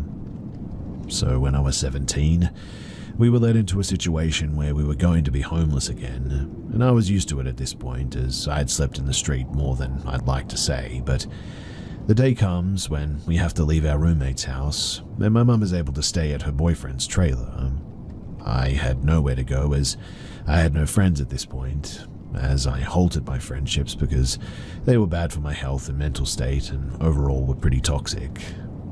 My mum offered me to go with her, but I didn't want to, as I felt like getting between my mum and her boyfriend was kind of weird. Plus, I'm used to the street, and I didn't think it was that bad at that time. So, here we are. I get dropped off at a McDonald's, and I eat some burgers before I go off into the streets once more. Eventually, the sun fled and darkness was all that remained, and so I looked for a place to sleep for the night. I went into many places that night, trying to sleep, but none of them were working because it was either too hot, or the lights were too bright, or the mosquitoes were biting me. That's when I remember a house that I used to go into to chill in. This house was under construction and nearly finished, so the doors all shut and the windows were all settled, so there were no mosquitoes. I go through the back like always, and I make my way upstairs. Eventually I settle into the bathroom because there's less debris on the floor. So I lay there and I try to sleep. Eventually I hear some sounds downstairs, but I didn't think too much of it. I figured it was the door that I came through swinging open and closed or something. Eventually, after laying there for maybe an hour, I would guess, I open my phone and I look at some old photos of my life, thinking about how messed up it was that I got to this point and how I lost everything. The noises were still happening this entire time, but I paid no mind to it. Eventually, for whatever reason, I get up and I go and sit down on the back porch because I just couldn't sleep. I make my way downstairs and out the back door to the porch. I'm messing around on my phone for maybe 5 minutes when it happens. I see movement to my left from the back door that I just exited from. I glance over and time itself just freezes. At first I think it's an illusion, but I was in fact wrong. I see a man shrouded in darkness peering past the wall inside to gaze at me. His lower self of his figure was behind the wall entirely, and I could not see anything but his upper body at this point. Almost like the man was trying not to let me see his full body, as it would make his presence known. The man was a pure black silhouette, and I couldn't make out any features at this point. After noticing him, I just sort of sat there and stared at him for what seemed like forever, but it was probably a minute or two. I expected him to come outside and talk to me because I normally talk to a lot of homeless people, and I thought the man was just homeless. He didn't come outside though. In fact, he hadn't moved at all. He was weirdly as still as a statue. He was very quiet too. Maybe if I hadn't have noticed him, he would have stared at me the entire time. I eventually, after staring at him for some time, got up and got on my bicycle and made my way out of the property. As I'm walking out of the backyard, I peer into the window that is next to the door that I saw the man in. The moonlight revealed the man was still there, only now he was watching me walk out of the property. I could tell as well because the moonlight revealed the top of the man's head, and I saw his left eye gazing at me. He was a white male who was quite tall and had a jacket of some kind on. I couldn't make out many details because he was still cloaked in darkness. After seeing this, I just moved a little faster out of there. I got to the front of the house on the street, and I looked inside to see if I could see him again, but I couldn't. I got on my bicycle and waved goodbye to the house because I figured the man was still watching me. Then I just rode away. For the rest of the night, I really couldn't sleep. I tried 2 different spots, but both were no luck. And this is pretty much where the story ends. I know I didn't have a crazy chase or a fight to the death or anything, but this actually happened, and it was very eerie and weird. I don't know what the man was doing in there. I assumed that he was just trying to sleep like I was, but I don't know. The way he was staring at me was very unnerving. It makes me wonder too, just how long the man was in that house for, and what would have happened if I actually fell asleep in that house. Would he have just stared at me while I was asleep, completely blinded to his presence? Or did he have other intentions? I guess I'll never really know, but these days I don't go into houses like that anymore, at all, after this experience.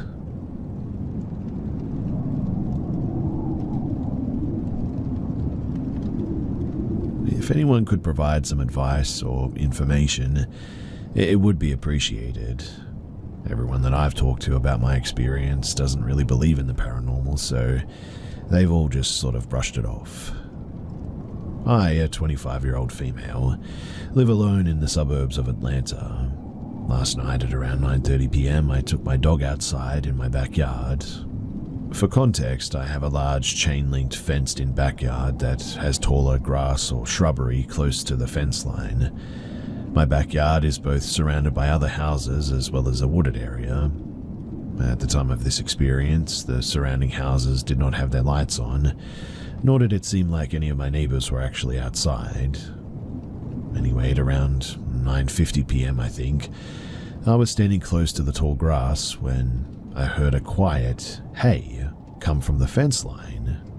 It was dark in that area, so I assumed it was some kind of animal, and since I didn't want to freak myself out, I tried my best to ignore it. 5 seconds later, I heard the voice again. "Hey." This time I could tell, though, that it was a woman's voice. The voice then continued saying, "Hey, come here, come here." It distinctly sounded like a woman trying to get me to come over there, but my gut told me to go inside ASAP. I freaked out and ran inside.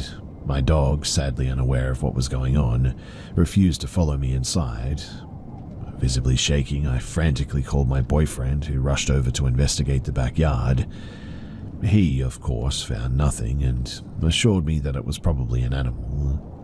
I've read a couple of stories about animals sounding like humans, and I tried my best to come up with a logical solution, but I am positive that I heard a human voice calling me. The voice was so clearly human. During my time outside last night, I never heard footsteps or rustling in the woods or anything.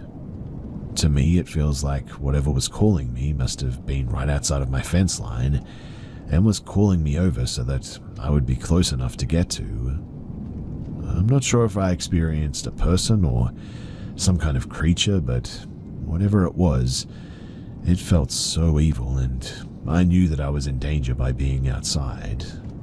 I am absolutely terrified to go outside at night again, but I know that I can't avoid it. I have some lights around my backyard, but clearly not enough, so I plan on installing some around the fence perimeter. Has anyone ever experienced anything like this? Is there anything that I can do to prevent this from happening again?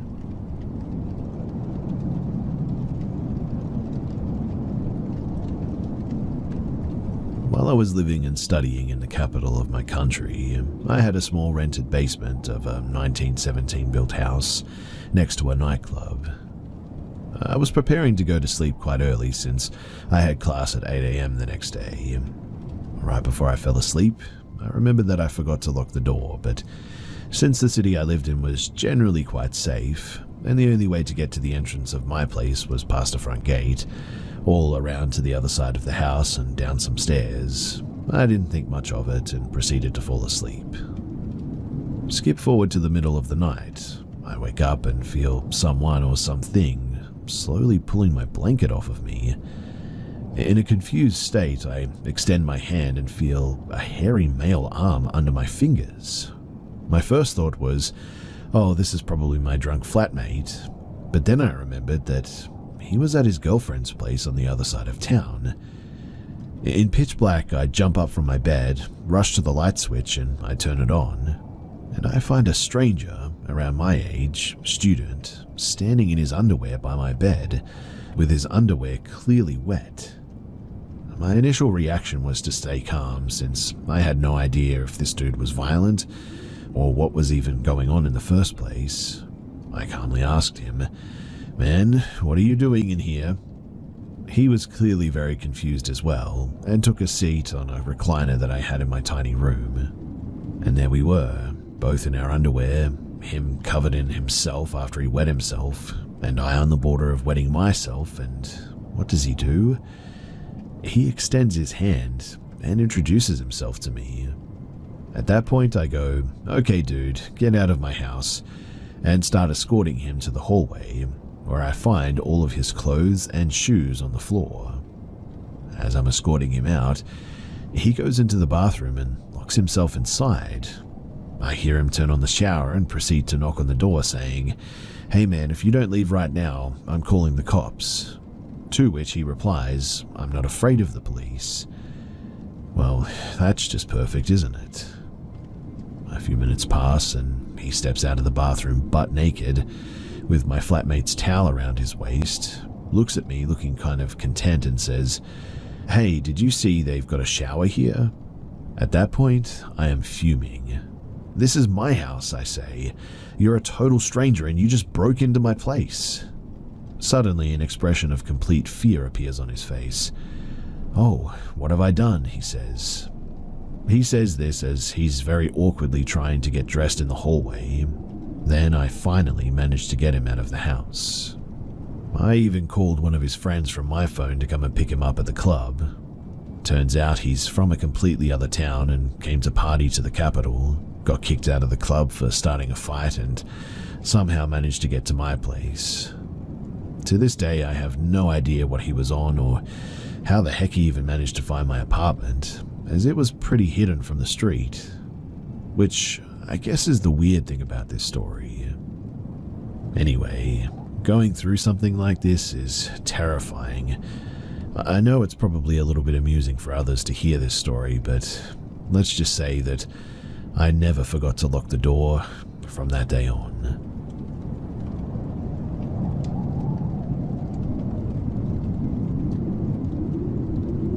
When I was little, I lived in an apartment and my dad was gone for 2 weeks on a business trip. I was home alone with my mum. I was never really scared easy, as I've always been in love with investigating the paranormal, yet respecting it at the same time. If I go into a room and I don't feel welcome, I just don't stay. It just seems like common sense to me, but I kept having these nightmares, all from what I could tell the same night. I'd be sleeping in bed with my mum. I was pretty young at this point, and I woke up. Shortly after, though, a big clown would always pop in and see me awake. I would wake my mum up, and it would charge at us and slaughter us in the dream. The clown was emotionless with black and small eyes. I don't ever remember seeing a mouth, but I know that it had one. It was white and grey and severely overweight, at least 400 to 500 pounds. It was about the size of the door frame, so almost 6'8", and it never made any sound verbally or physically by walking. It cast a feeling of dread, yet at the same time I got the feeling that it just didn't want to be seen. I got the feeling that it was curious and observant of me and didn't want to be caught or known about. So, like I said, I had this dream and I was terrified to do anything by myself. But there was one more night before my dad was coming home and I was terrified that I'd be sleeping in my own bed again. We went to bed and eventually I fell asleep. But I woke up right after the same dream for like the 14th time in a row, except this time I had that feeling of dread still. Something in my gut told me that it was happening in real life now. I closed my eyes and pretended to go to sleep. I cracked them as far open as I could while still looking asleep and sort of positioned myself under my blanket perfectly to keep an eye on the door. I waited so long, but in the end nothing happened. I finally started to breathe normal, and that was when something happened. The same exact clown from the same exact dream walked into the doorway. I looked at my mum, then looked at me. It sat there silently, I'd assume making sure that we were asleep, then just walked out. I never heard 1 ounce of sound from him, but I could hear the AC. I heard the front door open and close too. After that, I got up and I didn't go back to bed that night. But the weirdest thing was that the next day, my dad asked my mum why the front door was unlocked, and she asked me if I unlocked it. She knew that I'd stayed up that night. In the end, I just said yes because I knew that if I told them the truth that I would sound crazy.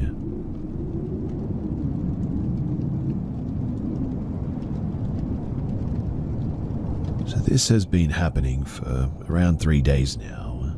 It only ever happens when I'm in my bedroom or close to it, just outside of my room in the hallway or something. Every few minutes I'll hear a sort of high-pitched scream or crying. It's not loud though, it's sort of on the same level as mumbling I guess, or maybe whispering, but I can still make it out, what it sounds like. It started about 3 days ago. I was playing on my PS4 with headphones on and I kept hearing weird noises in my room. Sometimes it was a sort of screaming or yelling type noise, and sometimes it was sobbing. The sobbing noise is hard to describe. It's like when someone's crying so hard that they start choking, and they only last for about 2 seconds, or sometimes they're really quick and are only a split second. I thought that it was just background noises in the game at first, and I kept looking around for the source of the noise, but I found nothing. I thought it must have been my headphones making a weird noise because they're a little broken, so I just ignored it at that time. But the next day I was lying in my bed watching YouTube at around 9 p.m. when I started to hear the same noises again. This time I thought that it was my pet bird making the noise for some reason, so I got up to check on her and she was sleeping. I've had birds in the past that sometimes make noises in their sleep, but this one doesn't, so I knew that it wasn't her.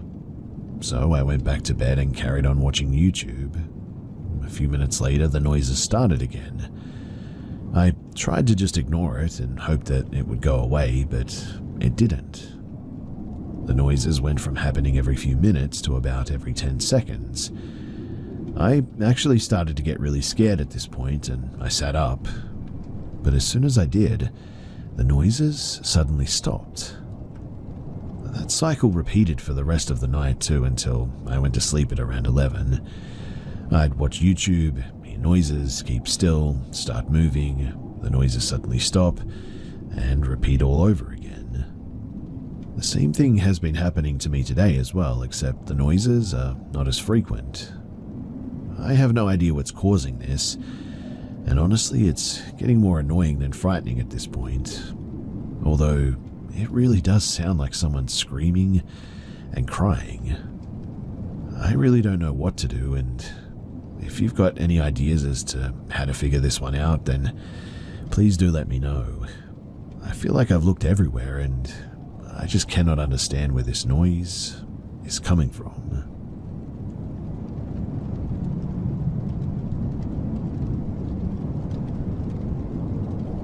So this is not my story, but my dad's.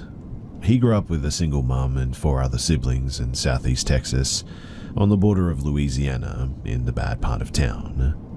The house that this happened in was behind a nightclub. He was born in 1967 and says that this happened when he was 2, and he still remembers it. He says him and his brother, who was maybe 6 at that time, were sleeping on the couch in their living room, and they both woke up to a black-eyed child standing in the doorway of their closet.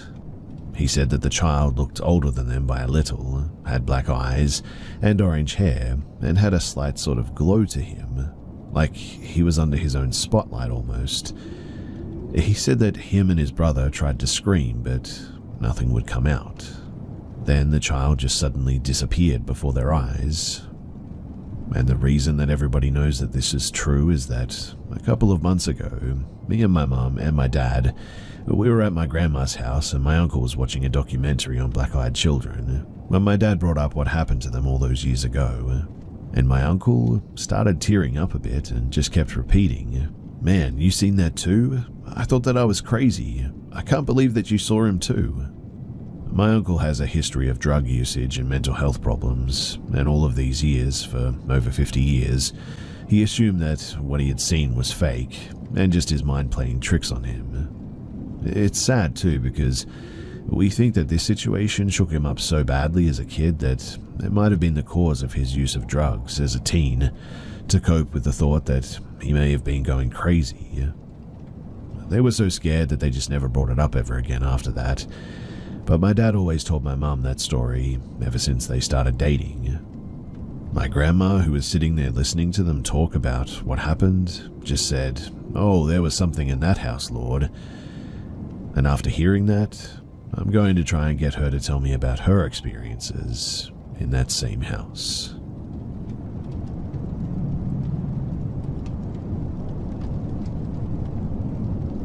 So my wife and I moved into her grandma's old house maybe 3 years ago now. My wife always told me that her grandma would tell her the closet and the bathroom in the master bedroom were haunted. Grandma never really shared details. I always thought that these kinds of stories were dumb, so I just didn't ask questions. And the house was normal and still is, I think. But fast forward to last month. We now have 2 children. One is a 2-year-old girl and one is a 3-month-old newborn. My 2-year-old is very ahead in preschool as far as talking in full sentences and anything cognitive. My 2-year-old is very ahead in preschool as far as talking in full sentences and anything cognitive. When we had our newborn, the 2-year-old wanted back in our room because, well, she felt left out. I know, go ahead and judge the parenting. But about 2 months ago, my 2-year-old was at my parents' house for a sleepover. My daughter has a tablet that I let her use on aeroplanes or long travel to watch kids' videos and whatnot. The phone hadn't been used in some time and was in this closet. I have YouTube Premium, which will play videos without the screen being activated. The phone started playing loud "Rain, Rain, Go Away" music. We opened up the phone and YouTube said, "Video unavailable." We have video footage of this, by the way. If someone needs footage, I can probably share it, but a couple of weeks later, I still think my wife is full of it. We go to the park with our 2-year-old. She's swinging, there's no wind. All the swings around her aren't moving an inch from the wind, which they should, since they would actually attract more air resistance. But 2 swings at the end are fully swinging like kids are on them. It was weird. And I also have some footage of that too. Anyway, I work night shifts this month, so I don't get home until 2 in the morning. At 2 weeks, my daughter has been lying in bed with my wife and will go point to the ceiling saying, "Mean cloud, go away, black cloud, go." At the time, my wife just shrugged it off and assured her everything is okay and she would go back to sleep. But the last week, things have gotten worse. My daughter will say the same things, but cover her ears and try hiding in my wife's chest to get away and start screaming as loud as she can. And my wife talked to her grandma, who used to live here, and she came over 3 days ago. My wife recorded her privately for audio in her pocket. At this point, we think, what the heck is going on? My wife asked her grandma without the 2-year-old around about how the house was haunted, and grandma said, "Oh, honey," and walked to the bedroom and shut the closet and the bathroom door. They returned to the living room and grandma said, "Sorry, can't let them listen." Grandma started with saying, "Oh, you think you'd scare me?" referencing whatever was going on. Grandma stated that she would tell the black cloud, "Oh, you think you're funny?" It was some sort of cloud, so it kept swooping at me. Finally, I just said, "Well, you're wasting your time. I'm not scared of you." To be noted, too, is that Grandma now has dementia and stated that she now thinks this might have been a dream.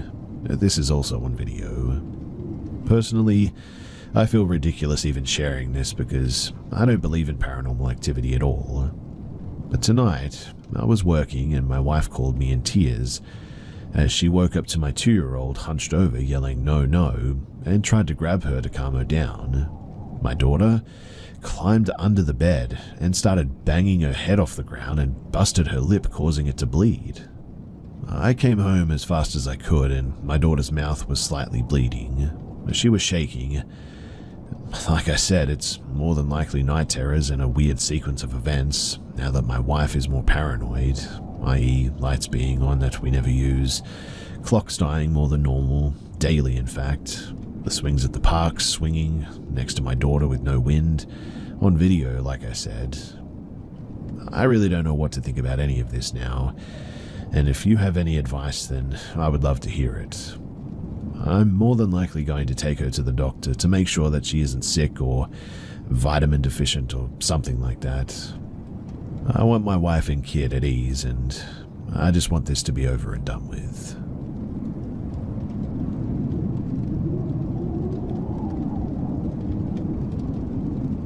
About 19 years ago, near my hometown in country New South Wales, I used to get driven to catch a bus from a town called Parks, about 1.5 hours from my hometown, to go and visit my then boyfriend in another town several hours away. The bus that I had to travel to get to left from Parks at around 2 in the morning, and it arrived back late at night, and my dad would always pick me up. And on 2 separate occasions, we saw something strange. On the first occasion, we were driving along the country road in between 2 towns. The road ran in between fenced-off farms. There were hills behind these farms that were sort of silhouetted against the often bright night sky, and we saw a big ball of light traveling down the hill parallel to our car, probably a couple of kilometers away, and we thought that it was just a truck at first, possibly driving along there, until we both realized that there wasn't actually a road there. And it was 1 light, not 2. Like car headlights have 2 headlights, right? And it definitely wasn't a motorcycle. Just because there wasn't a road there didn't necessarily mean that it wasn't a vehicle though, but it moved so smoothly and quickly, and we just thought that it was really weird, I guess. We didn't really think too much about it, until a few weeks later when we were doing the same drive late at night, possibly a bit after midnight, and we saw the same light in the same area, moving quickly and smoothly again. This time, Dad decided to stop the car and turn off the engine, and when he did that, the light came down the hill and it was hurtling towards us across the farm fields and over the fence that divided the farms from the road, and man, it was fast. The ball of light was probably about 2 meters off the ground and had a diameter of around 1.5 meters, I would say. It was huge, silent, a ball of light that kind of fluctuated and rotated as it moved. It slowed and covered in the middle of the road behind our car, probably about 50 meters from behind us. Eventually, though, it slowed and hovered in the middle of the road behind our car, probably about 50 meters behind us. I was terrified, but Dad was fascinated, watching it inquisitively. I was panicking and yelling to start the car and drive. I'm not sure what happened after that because Dad turned the engine on and we just started driving. We never saw that light again, but that was the most bizarre thing that I've ever seen. And every now and again I mention it to my dad, just so that I know that I'm not going crazy, and Dad always confirms every detail of it with me. I'm glad we were both there because otherwise I would probably think that I was going mad. I hadn't heard of Min lights until years later. The things that people have described as Min lights match exactly what we saw. I'll never forget it, and I'm wondering if anyone else has ever seen something like this in country New South Wales. I've read lots of stories of these sorts of lights in Queensland, but not New South Wales.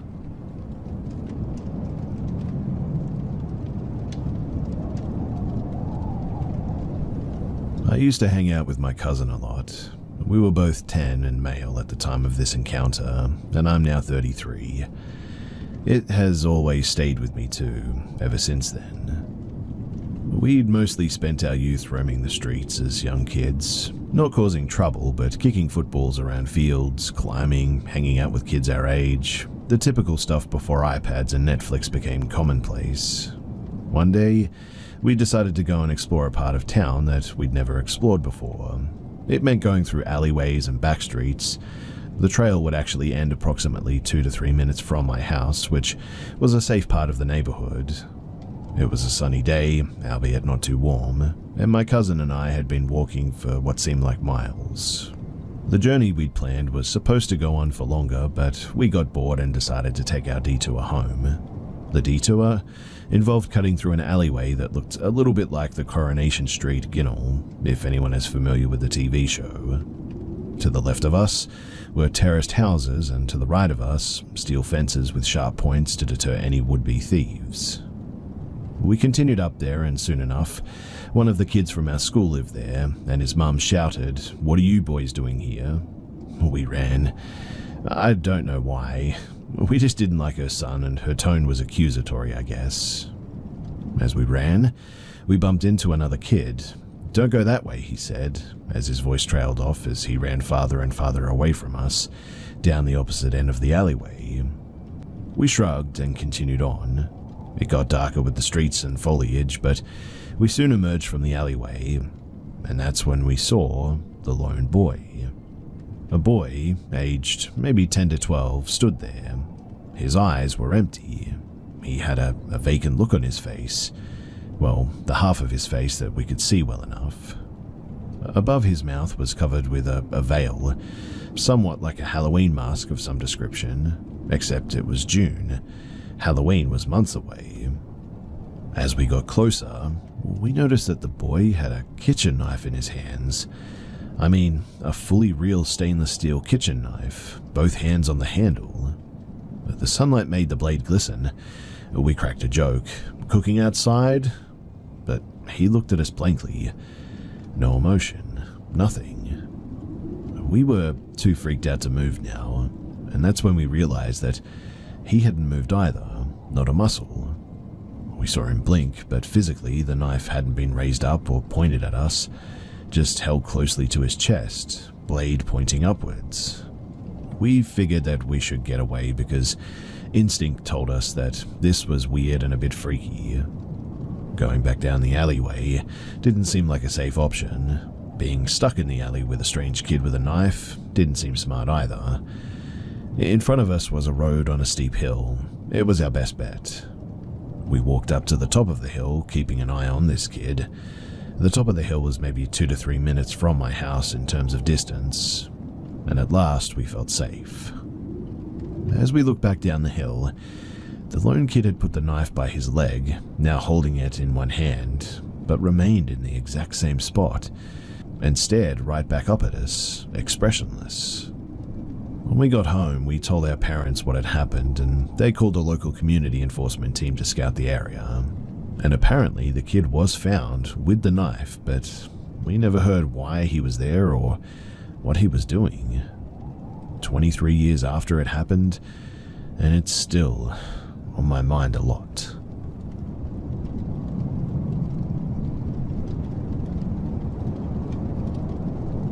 So my very first experience happened when I was about 3 to 4 years old. I used to live in this cute little house in a very close-knit community or neighborhood up in Massachusetts. It was a modest house with an upstairs, ground floor, and cellar areas. Immediately upon walking through the front door, the living room was to your right, the kitchen to your left, and a staircase was directly to your front.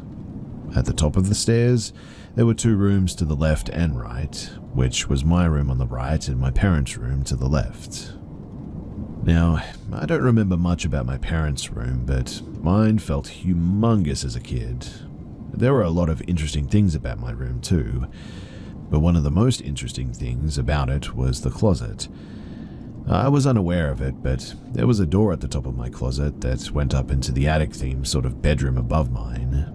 The closet was very small, a typical one with a light bulb and a dangle string to turn it on and off, and a rod to hang clothes. Needless to say, the door was definitely oddly placed. My parents never used it, which is even more odd in retrospect, but anyway. My first experience, as you could probably guess, happened in my bedroom. I kept some of my toys in my closet, and I had pulled them out at one point. It was a blue rectangular Lego bucket filled with miscellaneous toys and doohickeys, and of course Legos. I'd also pulled out some pieces of paper, Play-Doh, and colored pencils at one point. I was going ham with every toy and entertaining item that I had. And well, my dad had been in the habit of drawing cubes at the time, and that had confounded my childhood brain. I kept thinking, how in the world is he putting the pencil into the paper to draw the back part of the cube like that? So just imagine a little booger-nosed child sitting in front of an open closet with all his toys, Legos, and snakes made out of Play-Doh, stabbing a piece of paper with a colored pencil, trying to draw the back of a cube. When all of a sudden I was distracted by a noise in the closet, and upon looking up, noticed the little dangle switch for the light bulb was swaying back and forth. I thought absolutely nothing of it, and continued stabbing my paper. A couple of moments later, another noise came from the closet, but this time the dangle was flailing back and forth like crazy. I thought to myself, adult stuff that I don't understand, whatever, and continued on. I apparently was able to ignore that. Child me just didn't give a hoot, without giving it a second thought, and then the noise changed. I looked up again to see the string completely motionless, and it proceeded to pull down over and over again, turning the light on and off. Then the door literally closed by itself. Never seen that before. Must be adult stuff. Whatever, I thought. This is one of those experiences that I guess gave me extra goosebumps later on, because I only realized it in hindsight that was not supposed to happen. Now, the other experience I had in this room was around the same time frame, except that it was pretty much every night. I'm willing to concede that perhaps this is my childhood mind going wild before bedtime, and it could have been a persistent nightly hallucination, I guess. It's doubtful based on what I remember, but still, it's possible. Now, my bed was in the far corner of my room from the bedroom door, and next to my bedroom door there was a window. I laid in my bed facing this window every night, and it was what I usually focused on as I fell asleep. The interesting thing that would happen, though, was that a pale blue light would be in my window every night. It wasn't this sort of brazenly bright, tangible light or anything, mind you. I didn't just have Casper floating in my window is what I'm getting at. It was more accurately described as a sort of mist, I guess. It was like it was there, but also it sort of wasn't. Almost like when you're in the dark and you look at something long enough that it starts to change, but it obviously isn't changing. Hard to articulate, but regardless, when I looked at the light, it became whatever I would think about it. At the time, I loved Iron Giant movies, so that is what I constantly imagined. It would be the Iron Giant in the distance, but transparent and bluish, walking toward my house, but never getting any closer. I'd watched this until I fell asleep for months, and I don't really recollect when it stopped, but it never seemed scary to me. Weird, right? Anyway, my parents had their own experiences in the house too, so there was definitely something going on. I might go over those as well at some point, but I want to focus on what I saw or heard directly with my own 2 eyes and ears. So fast forward roughly 10 years and I'm about 13 to 14 years old. I had moved to Virginia in this time, but I had to move back to Massachusetts to visit my grandmother with my family for a holiday. She lived in an apartment complex and her apartment was very cozy and decently sized. I had visited this place many times as a kid because my parents needed a break from me and dropped me off to my grandma's. And I never really experienced anything weird, I guess you could say, even in hindsight. Needless to say then, when they asked me to take the couch in the living room at night, I really thought nothing of it and I obliged. So there I was, in the pitch black darkness, laying on the couch at 1 or 2 in the morning in my grandmother's apartment. I had my Game Boy with my Pokemon Emerald game inserted, and for those of you familiar with Pokemon, specifically Ruby, Sapphire, and Emerald, there is a Pokemon named Zigzagoon with the ability Pickup that allows them to be holding random goodies after a battle sometimes. You could get gold nuggets and rare candies in the beginning of the game in Ruby and Sapphire by using this method to farm them, but they had apparently nerfed this method in Emerald and made the loot level-based. So picture me on the couch slowly figuring this out on my own and becoming increasingly annoyed at Pokemon. It sort of randomly dawned on me that I was in the pitch black darkness. I wasn't scared of the dark, but this thought came to me in a way that I can only describe as artificially, I guess. I normally wouldn't have cared, and I was definitely more focused with farming resources in Pokemon. But immediately upon having this realization, I suddenly heard something on the ceiling. It was almost muffled, but it sounded like a man constantly mumbling without a pause. I sort of perked up and looked up at the ceiling like, what is that? Bear in mind, it sounded like it was in the room with me, not a neighbor above or anything. The sound began to get louder and the words became more discernible. They were my thoughts. Freaked out, I casually got under the covers while assuring myself that I wasn't actually scared. I'm just cold and I'm getting comfy, is what I told myself.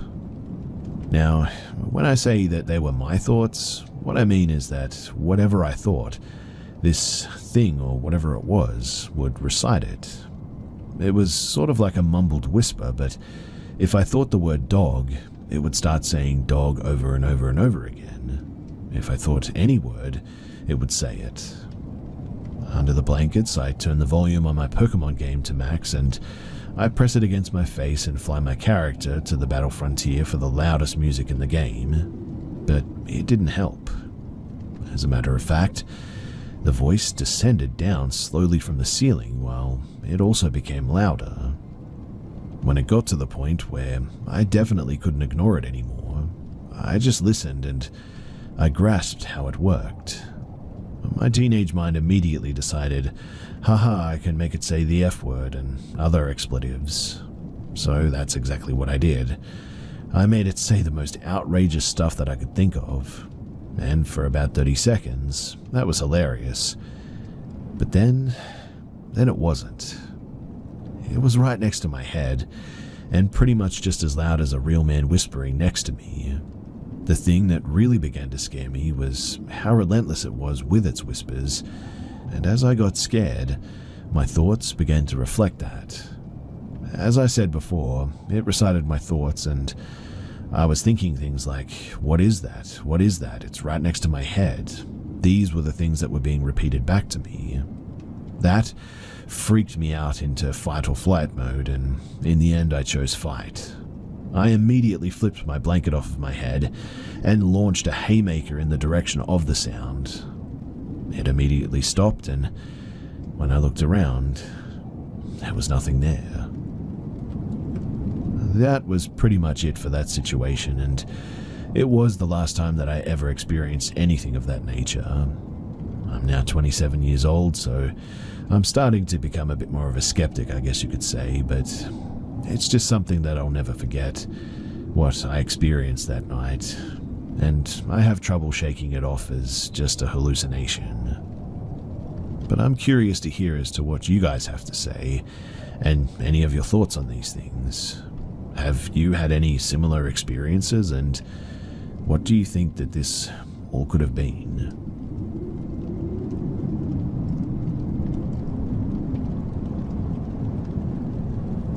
Let me start off by saying a couple of things. I'm autistic and I have a hard time narrowing down a story to a couple of lines, so this may be a bit longer than it needs to be. Me and my mum are both believers. We've had plenty of experience with the paranormal in the past, and I've been open to the paranormal since a young age. Whether that be shadow people, relatives that have passed on, come to visit us, possessions, you name it, we've probably had some sort of an experience with it. Now, I work as a delivery person. I deliver papers and ads in my city. I use a metal wagon cart to put the papers and stuff in so that I can take more with me on one trip. I pull this behind me. It's important to the story, I promise.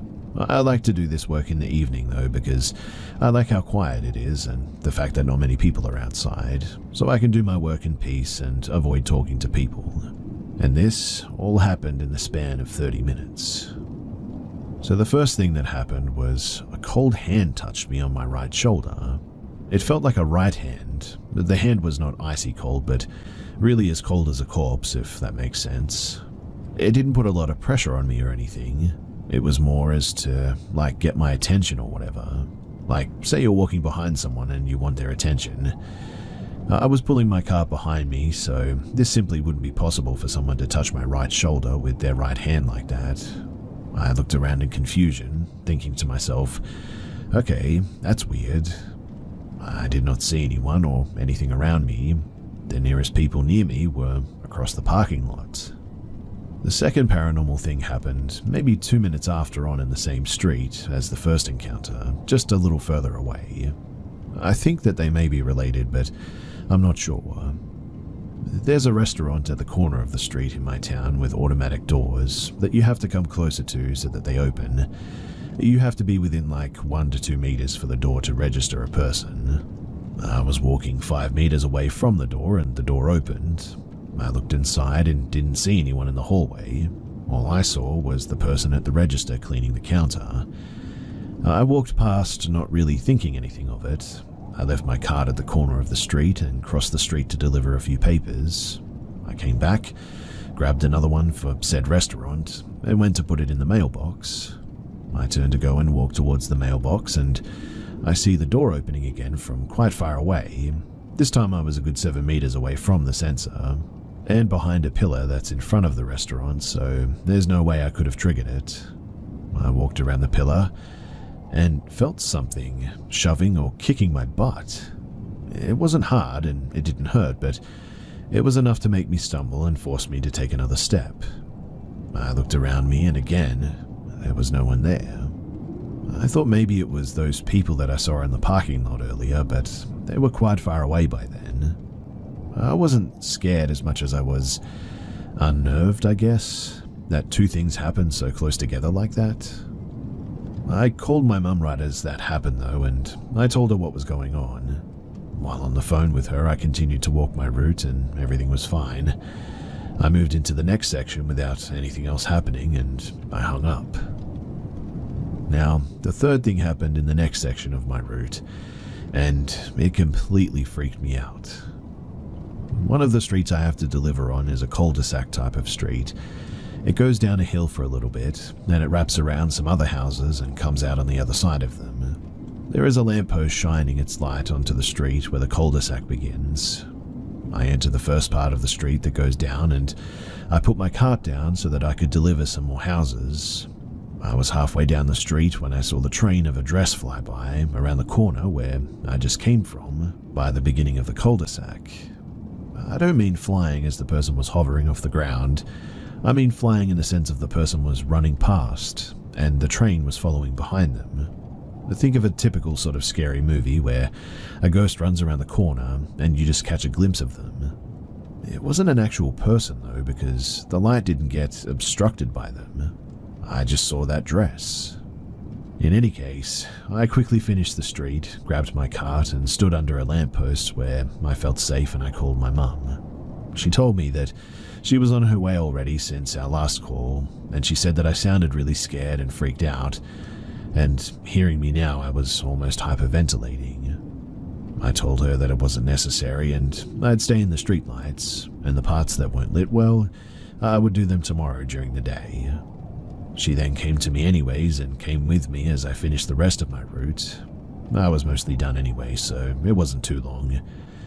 But when we came home, we looked some things up about it, and we tried a few things to protect me from whatever this was, and I'm wearing my crystal bracelets again, and will not be taking them off for a week. I personally think that the first two incidences are related.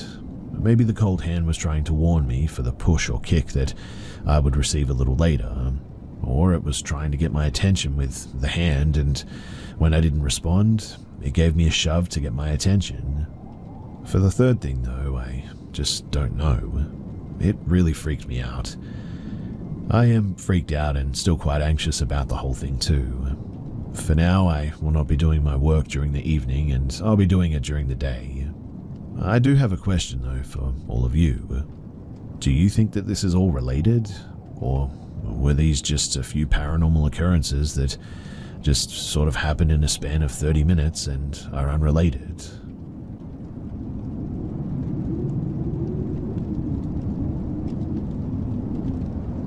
So, I had this old townhouse that I lived in for a couple of years in Florida on Tyndall Air Force Base. Apparently, there were old burial mounds discovered there. A true story as well, you can Google it. While wife and I, lived there, we experienced some stuff that we never really got answers for. These stories are completely true though. One night, we were sitting in the living room, which is connected to the kitchen, where our side entrance door was, roughly 10 p.m. or so I would say, when all of a sudden, we hear our kitchen door slam shut, hard enough to shake the windows. After a few minutes of us both just sitting there, sort of collecting ourselves, we go and check the door. Now, not only was there no damage, the door was locked and deadbolted shut. There was no way someone could have opened it without breaking in. They certainly couldn't pick the lock or something and then lock it again after they panicked and slammed the door. This was over a decade ago now, and we still occasionally bring it up in disbelief that it actually happened. The second one I didn't experience myself, but I was home when it happened. So I was again sitting in our living room, playing some video games. Wife was in the bathroom down the hall. Our bedroom was directly across from the bathroom. Wife comes out to where I was with a really terrified look on her face. She said that she apparently saw me walk by the bathroom where she tried to get my attention, but I ignored her and walked into the bedroom. She followed me in there, but when she got there, there was nobody. And obviously I was still out playing games. She was understandably incredibly freaked out by this, but I swore to her that I'd never moved from the couch. Now, this last story probably freaked me out the most, and makes me think that maybe it was a poltergeist or something. You see, we're laying in bed about to go to sleep. It's pitch black in our room, can't see anything. When all of a sudden we start hearing scratching coming from the closet by the foot of the bed. We both get quiet and listen. The sound starts getting closer, scratching on the walls now. Now it's softly rattling the blinds on the window next to my side of the bed. At this point, we're in full-blown nope mode and try to ignore it. I bury my face in the pillow and I try to go to sleep. A few minutes go by and then something lands on the back of my neck. I freak the heck out and I do a smash, grab, and throw of whatever is on my neck, and then run to the light switch. It was a cockroach, but it was literally the size of my palm. It could be a massive coincidence that it landed on essentially the only exposed piece of skin that I had between the covers and the pillow, but a part of me thinks that it might have been used to scare me, considering the other stuff that we had dealt with. Plus, the absolute size of this thing was crazy. There were some other times as well that maybe I'll talk about some other time, but I'll leave it there for now. Feel free to ask any questions, but I genuinely don't know more beyond what I've already written.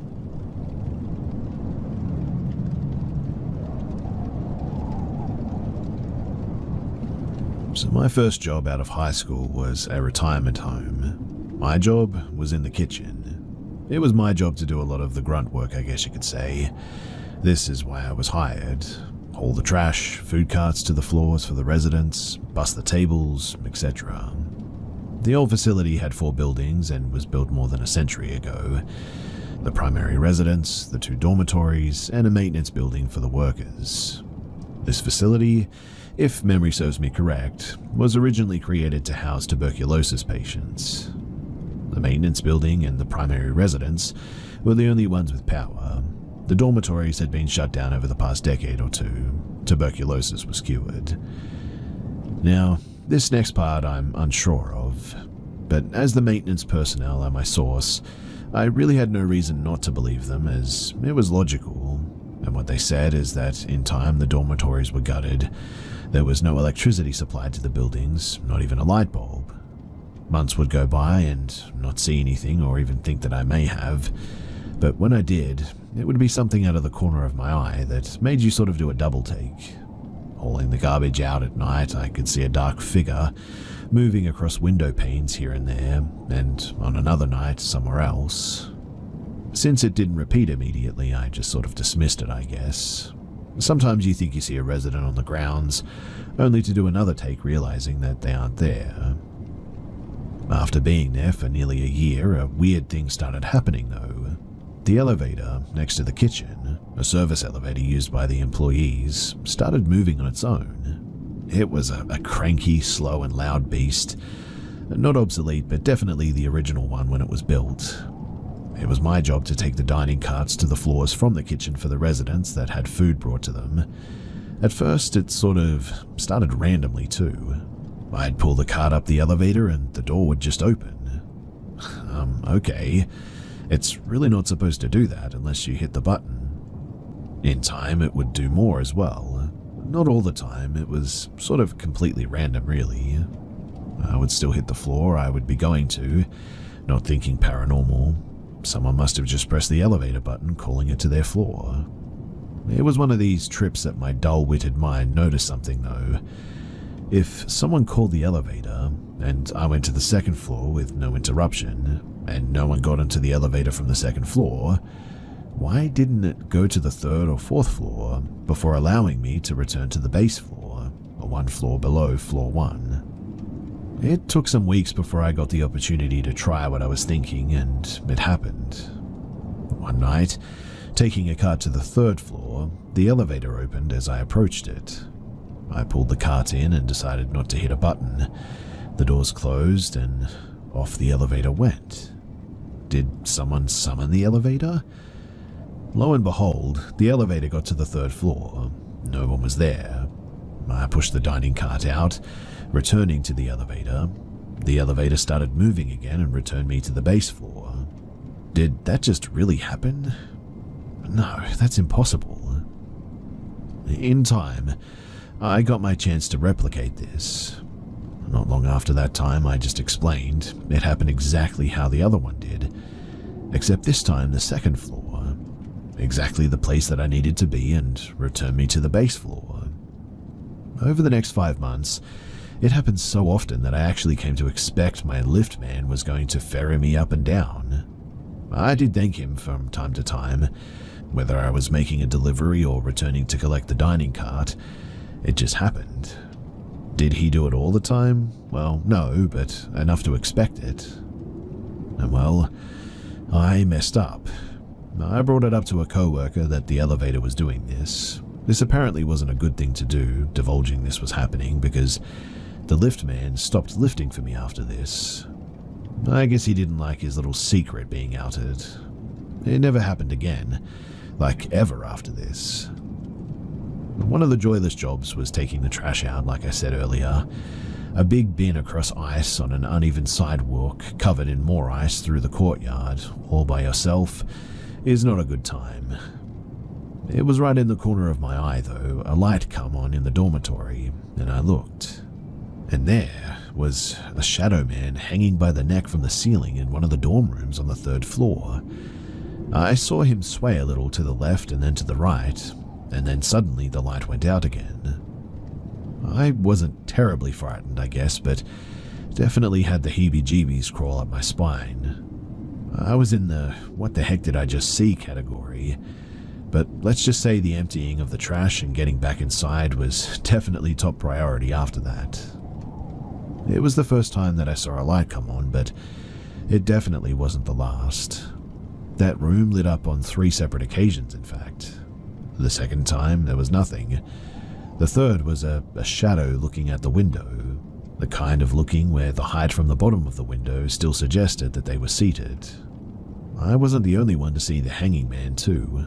A co-worker came in one evening, freaking out with tears, saying that they saw someone hanging in one of the rooms. I decided to keep my mouth shut.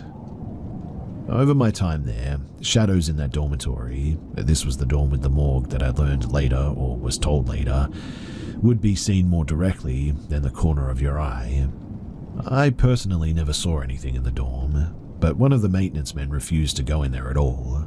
They do sweeps to check the buildings for squatters, and I overheard him talking to a co-worker that he was never going in there again. I got off the elevator on the 3rd floor with a dining cart once. I recall seeing an old and frail woman. She was easily in her 80s, sitting in a wheelchair in a hospital gown that had a sort of tiny floral print. As I turned left to push the cart about 8 feet, I heard her speak. "Excuse me, can you help me?" she said. I stopped the cart and looked at her. Yes, ma'am, what's up?" I said. "I need to get to my room. Can you get me in there?" she replied. Sure," I said. I walked to the back of the wheelchair and asked her where her room was and started pushing it forward. I recall the weight that I was pushing felt heavy on me for such a frail woman. I have the body memory of feeling the weight of the chair work against me, but I got through. I was just surprised, I guess. I was taking baby steps and was slow. I didn't want to jolt this woman in her chair. We went maybe 4 feet before she piped in, "Here it is." I was confused and thought to myself, okay, it was a room in our left, across from the elevator. The light was out in the room and the door was maybe 30% open. "Do you want me to push you inside?" I asked. "Oh, no, this is fine, thank you." With that, I took 4 steps to go. I pressed the elevator button, turning around immediately after to look at her, and when I did, the chair was empty.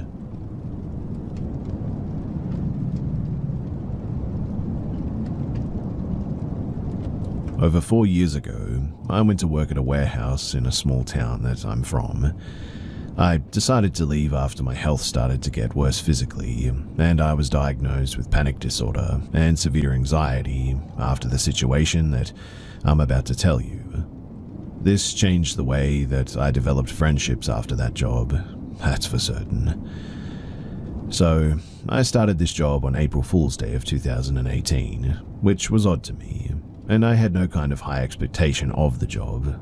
All I wanted was to do my job, get paid, and go home, as I had 2 children at home, and many things that I could work on there. The job wasn't hard, and it made pretty good money for all the duties considered, so I really couldn't complain. I worked second shift for about 5 months, and I went to day shift. While working on second shift, I kept to myself mostly, until one day I met someone from one of the lines after we stuck up a conversation about gaming. For the sake of anonymity, we'll name him JF. Well, JF was a pretty good guy and we had a lot of things in common. I went home that night and he popped up as suggested friend on Facebook. Again, another oddity. So I decided to add him. When I did, we started talking more at work until he suggested that we should hang out, so we did. Pretty frequently, in fact. We were friends for a month at this point, and one day he decided that he was going to introduce me to his partner. She seemed decent at first, super nice, didn't seem to be a judgmental type, so I was cool with her. From then on, I would hang out with him when my kids were spending time with my mother. One time we were talking at a restaurant, and he started to vent to me. "Dude, she's such a so-and-so sometimes. The other day I forgot to take the trash out and she threatened to stab me if I didn't. I've never been in a relationship where someone's threatened me, but she's got good intentions, dude." When he said that to me, I was concerned, but of course, we had only been friends for a month or so. I thought that maybe he was being morbid jokingly, so I sort of chuckled at him. He gave me a pretty serious look and said, "I'm not joking, she really did." And that obviously concerned me.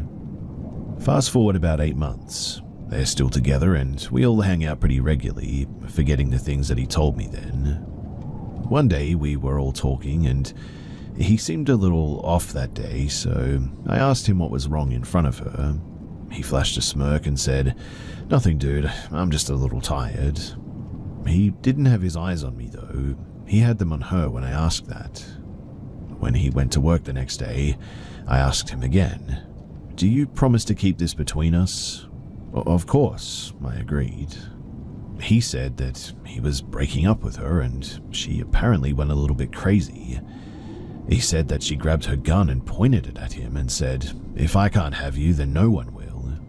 He said that he diffused the situation and is trying to look for a way out. And not really knowing what to say, I just said, "You'll figure it out, man. If you need somewhere to go, then you can come and stay with me until you get her out of the house." Fast forward another year, he finally decided to leave her.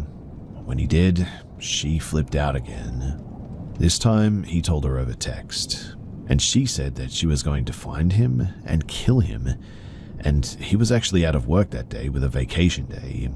He sent me a text that said, "Hey, let me know if she comes over to work looking for me." That struck me as odd because I had no idea of the situation that was unfolding at that time. She actually did come to our job as well, and she asked me where he was, and I said, "I have no idea. I thought he was with you and you guys went out of town or something." All she did was roll up her window and drive off. I called him and I told him that she came by and he called the police about it. They had found her up the road with a loaded gun in the car. 2 months later, he decided to talk to her again, and when he did, he had something to tell me. When he called me, he asked if I had seen her around, and I hadn't. He said I would take some vacation days if I were you.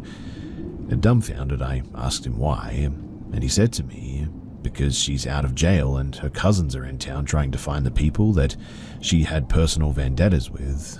You're one of them." At that point, I was terrified. I grabbed my kids and I immediately went out of town.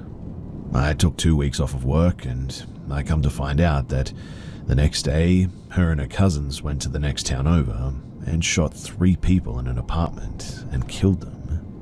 I got the news about it the day after it happened. The reason why he knew that they were coming after me is because they made a Facebook Messenger group that he was included in and sent a list of names. Everybody regarded it as spam and decided to disregard the message, but he knew what it was. 3 of the names on that list were people that they shot. The 4th name on that list, well, it was mine. After they found the evidence and he decided to go public about the group and screenshots that he had, they were all charged with first-degree murder. From then on, I was very careful about who I would stick my neck out for because even though he knew the context of that list and her intentions, he decided to not inform anyone else on it.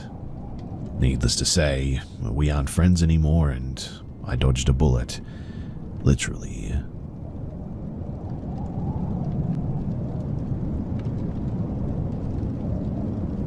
On my 19th birthday in September of 2014, I'd moved into my first home, a small one-bed flat. I was beyond excited to have the freedom and independence that living alone would offer me, and quickly set out about buying new furniture, decorations, and items for my new home. One afternoon on the bus home, after a trip into my local town to buy more household items, an elderly gentleman, in his late 60s if I had to guess, started speaking to me. I've always been a social person that'll pretty much gladly speak to whoever speaks to me, so I engaged him in the conversation. Just sort of polite chit-chat about what we'd been up to that day, what our plans were for the rest of it. But upon reaching the stop that I'd be getting off at, He told me that he was also getting off at this stop as he was visiting a friend who lived in a neighbouring block of flats. He offered to help me carry my shopping, and I agreed. I walked with him to the front of my block and said my goodbyes. He left towards a different block, and honestly, I thought that was that. He didn't enter my building or see which flat belonged to me, or so I thought at least. A few days later, I heard a knock upon my door. I opened it to find the same elderly gentleman standing outside my door. I was quite taken aback considering that he shouldn't have known which flat I actually lived in. He'd also managed to get into the building without ringing my doorbell, and the realization hit me that he would have had to have hidden out of sight to watch which flat that I entered. The block had large windows in the communal area.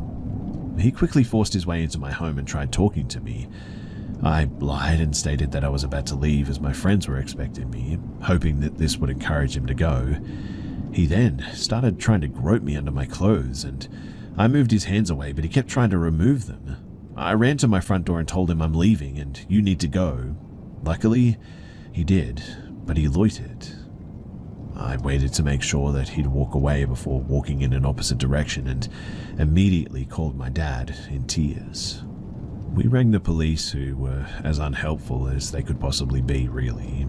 2 female officers who asked me, why did you let him into the flat, despite me saying that he'd forced his way in. They encouraged me to not press charges as the name and the address that he'd given me in our first exchange were falsified, telling me that it would be difficult to prove, a lot of paperwork, and you'd have to relive it in court if we did manage to find him. I regretfully agreed. I was shocked and scared, and the police already were so unsupportive anyway. But it doesn't end there, though. This man continued to stalk me for months, regularly appearing at my door, following me when I was out. It wasn't until he was on the same bus as me to town when I went to meet friends that it finally stopped, as this was the first time that I was able to point him out to somebody else. My friends went over and publicly called him out for stalking and harassing me. They threatened him, saying, if we ever hear of you doing this again, you will not be able to use those arms to abuse another person ever again. Leave our friend alone. He quickly scampered away, and thankfully, that was the last that I ever saw of him. But this incident, it shook me. It all happened simply because I was polite to a seemingly innocent elderly man who wanted to help me and make conversation.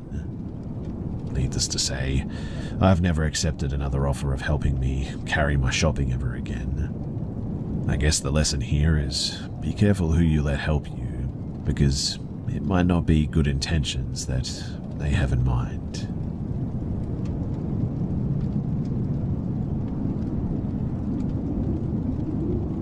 So, for context, this happened 20 years ago, just after Christmas. I had just turned 6 a month prior. My mum went out one day and left my then 16-year-old cousin to look after me and my 2 older siblings, brother 8 and sister 11. My cousin decided to take us out to the city, which is about 10 minutes from where we lived. We took the bus, walked around the city in incredibly unsafe neighborhoods with basically another child responsible for us, and after hours got tired and decided to go home. The city had a central area for the buses, not a bus station, but like a sort of huge perfectly square field with some plants and flowers and bushes. Lining all 4 sides along the streets were a couple bus stops and benches, so basically you could catch several different buses from that area going all over the county or city.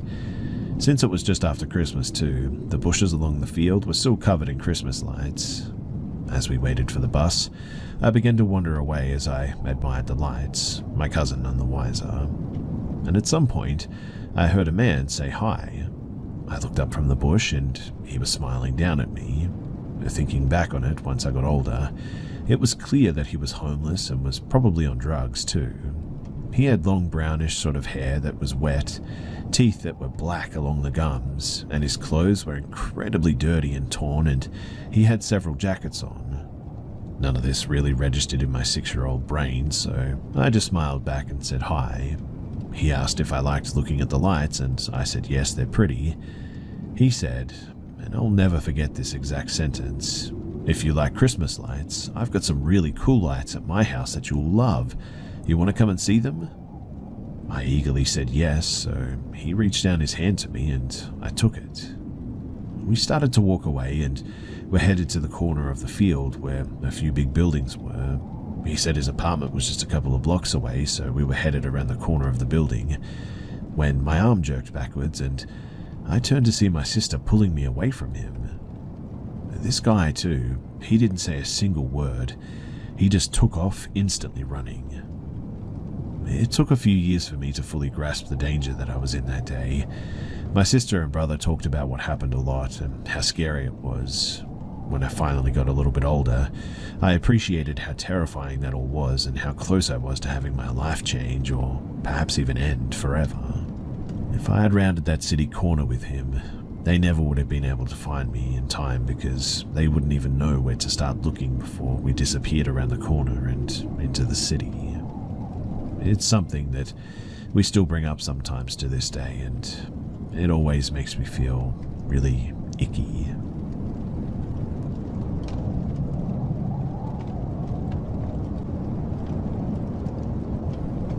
So, what I just experienced is really hard for me to overlook.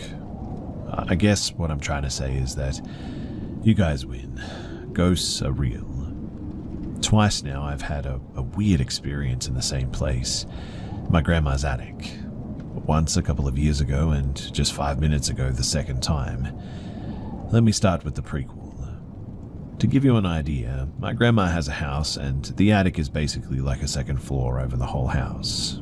It's filled with all sorts of things that we dump up there that we don't need. Tools, firewood, old toys from childhoods, etc. Also up there is a short chair and a coffee table. When I take them out of the attic to the balcony, it's my favorite place to smoke in the house. Tobacco, not weed. I really enjoy the view and the wind, and sometimes though I'm just too lazy to bring them out and I just smoke in the attic, looking around at all the junk. Now one day I was going to go up there when, as soon as I stepped foot on the first stair, I got a sort of fight or flight response for seemingly no reason. It was the middle of the day. I've been in the attic 1,000 times. I'm not scared of it at all, in fact. I mean, I'm not a kid or anything, but for some reason I was just getting chills and my heart was beating quickly. As soon as I went up to the last step, I stopped and looked around the attic. I had nothing to be afraid of, but it was just sort of like instinct, I guess. I couldn't go into the attic without checking it out first. I spent like 30 seconds just looking into the attic in silence before the courage came back to me to walk forward. While walking towards the table for some reason, I had the thought of, what if a demon's watching me right now and that's why I had a bad feeling? I instantly laughed it off though and thought to myself, let him show himself. I'll show him who's boss. And as soon as I finished that thought, I heard a loud shuffle like somebody's footsteps dragged out onto the ground. I instantly froze midway and just looked in the direction where they came from. I spent at least a minute just looking, frozen, expected a big rat or something to pop out from somewhere over there, and when I finally got my courage back again, as soon as I was about to continue to the table and finally do what I came for, another loud noise froze me. This time, a distorted piano played, and I kid you not, it was the most demonic, out-of-tune chord that you could imagine. Like a sound a horror movie producer would put on jump scare or something. On cue, I of course immediately dashed towards the stairs and I noped out of there quickly. I went downstairs, entered the room my family was in, and tried my best to pretend like I wasn't running from a demon. My mother heard the piano though, and she thought that I'd found my childhood toys and was fooling around with them. I went with that story and told her that, surprisingly, the batteries were still holding out. They must be good. I wasn't about to tell my family that I seriously thought that there was a demon in the attic. They would have looked at me like I was crazy. Anyway, after I spent a couple of minutes downstairs regaining my composure, I started to think about things rationally again. I felt ashamed that I got scared of nothing. I mean, I'm an adult, and so I picked up my small balls and went up there again, determined to find that piano and ease my mind forever. I went up, immediately walked up to the place where the sound came from and picked up off the wall a big garbage bag filled with toys from my childhood. I started taking things out and found it, a cheap Chinese dingy toy piano. I tried pressing the keys, but to my shock, there was no sound. I flipped it around, opened the battery compartment, and had a brain fart when I saw that there were no batteries in that thing whatsoever. I took it down with me, found some batteries and put them in, tried playing it, but still no sound. Unfortunately, that day, I really failed to ease my mind. So over the next couple of weeks, I spent quite some time thinking about that incident. As time went on, I started rationalizing it more and more, I guess, thinking that maybe pianos like that make their final sound when their circuit board finally dies, kind of like parting words or whatever. Maybe the shuffle that I heard was from my own feet, but because of the fear it sounded like it was somebody else's. The only thing that I couldn't make sense of, though, was how this piano that has been in that garbage bag for 15 years found energy without batteries to make a sound out of its speakers, and a loud one at that. I even went looking for answers, hoping someone could ease my mind and offer an explanation at one point. In the end, as time went on, I guess I just brushed it off and told myself, I'm no engineer. I don't know how currents work and stuff. There could be some weird way that happened, and it was normal, and it was just a coincidence. I went to the attic countless times after that too, and nothing else ever happened. No weird sounds, no unexplained paranoia, just peace and quiet, as it always was. Well, that is, right until today. You see, recently, we've been doing construction work on the house every weekend. I go up to the attic 20 times a day at least to fetch something or to have a smoke break. We finished the work and went to bed. And now, before you accuse me of being a skeptic rationalizer, I try to keep an open mind. Recently, I've been getting into trying out astral projection, and it's a nice little meditation gig, I guess. I haven't succeeded yet, but the effects are quite trippy and it's fun.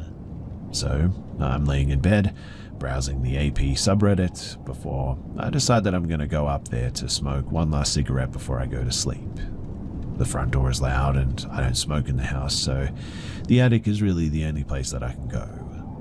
But, in the same exact way, as soon as I set foot on that first stair, I get this immense feeling that something is amiss. Now, some years have passed since the last time that this happened, and naturally, my spore balls have grown at least a little bit, so I didn't stop this time. I just went up and sat on my smoke table. I lit my cigarette, remembered the last time that this happened in the piano. Like any sane person, I started a monologue in my head to banish the potential ghosts. My monologue continued until my cigarette went out, and here's a reaction. I don't know if there's demons up here or whatnot, but you can't spook me. I can't touch you right now, but I'm learning this technique that lets me come into your house. Trust me, tonight I'm coming and I'm gonna kill you, as revenge for when you scared me, etc., etc. Now is your last chance to try and scare me, so come on, just try it. And I put my cigarette out, quite amused of my own little internal monologue. And here we go again. As soon as I finished my monologue and said, "Try me," a loud sound as something on my left drags across the floor. This time, though, I caught it with my peripheral vision as I turned around.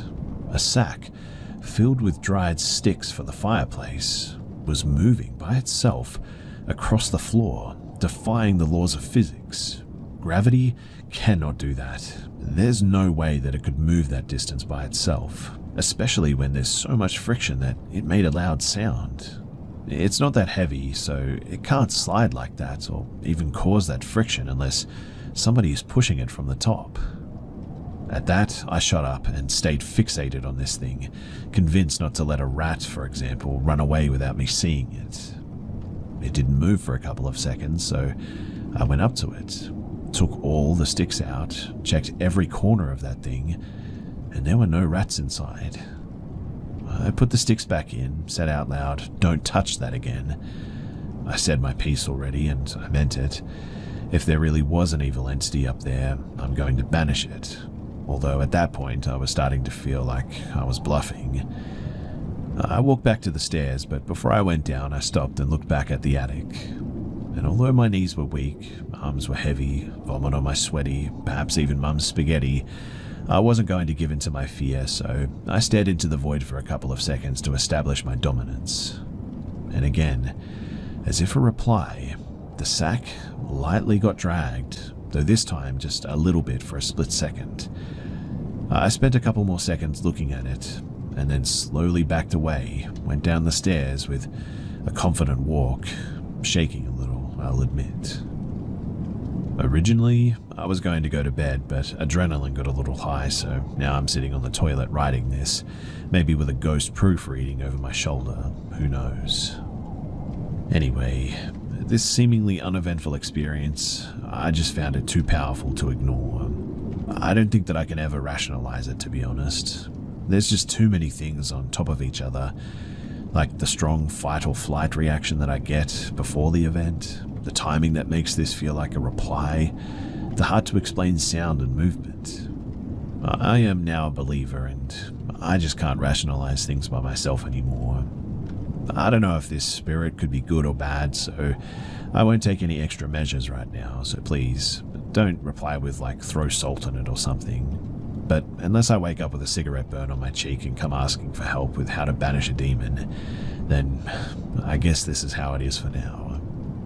I'm going to go upstairs again in a second to smoke one more cigarette and just feel out the vibe. I might spend some more time with monologues up there tomorrow as well, just to see what will happen, but for now, I really don't know what to make of all of this, and yeah, if you've got any ideas about how this could have happened in a sort of natural way, then I am all ears.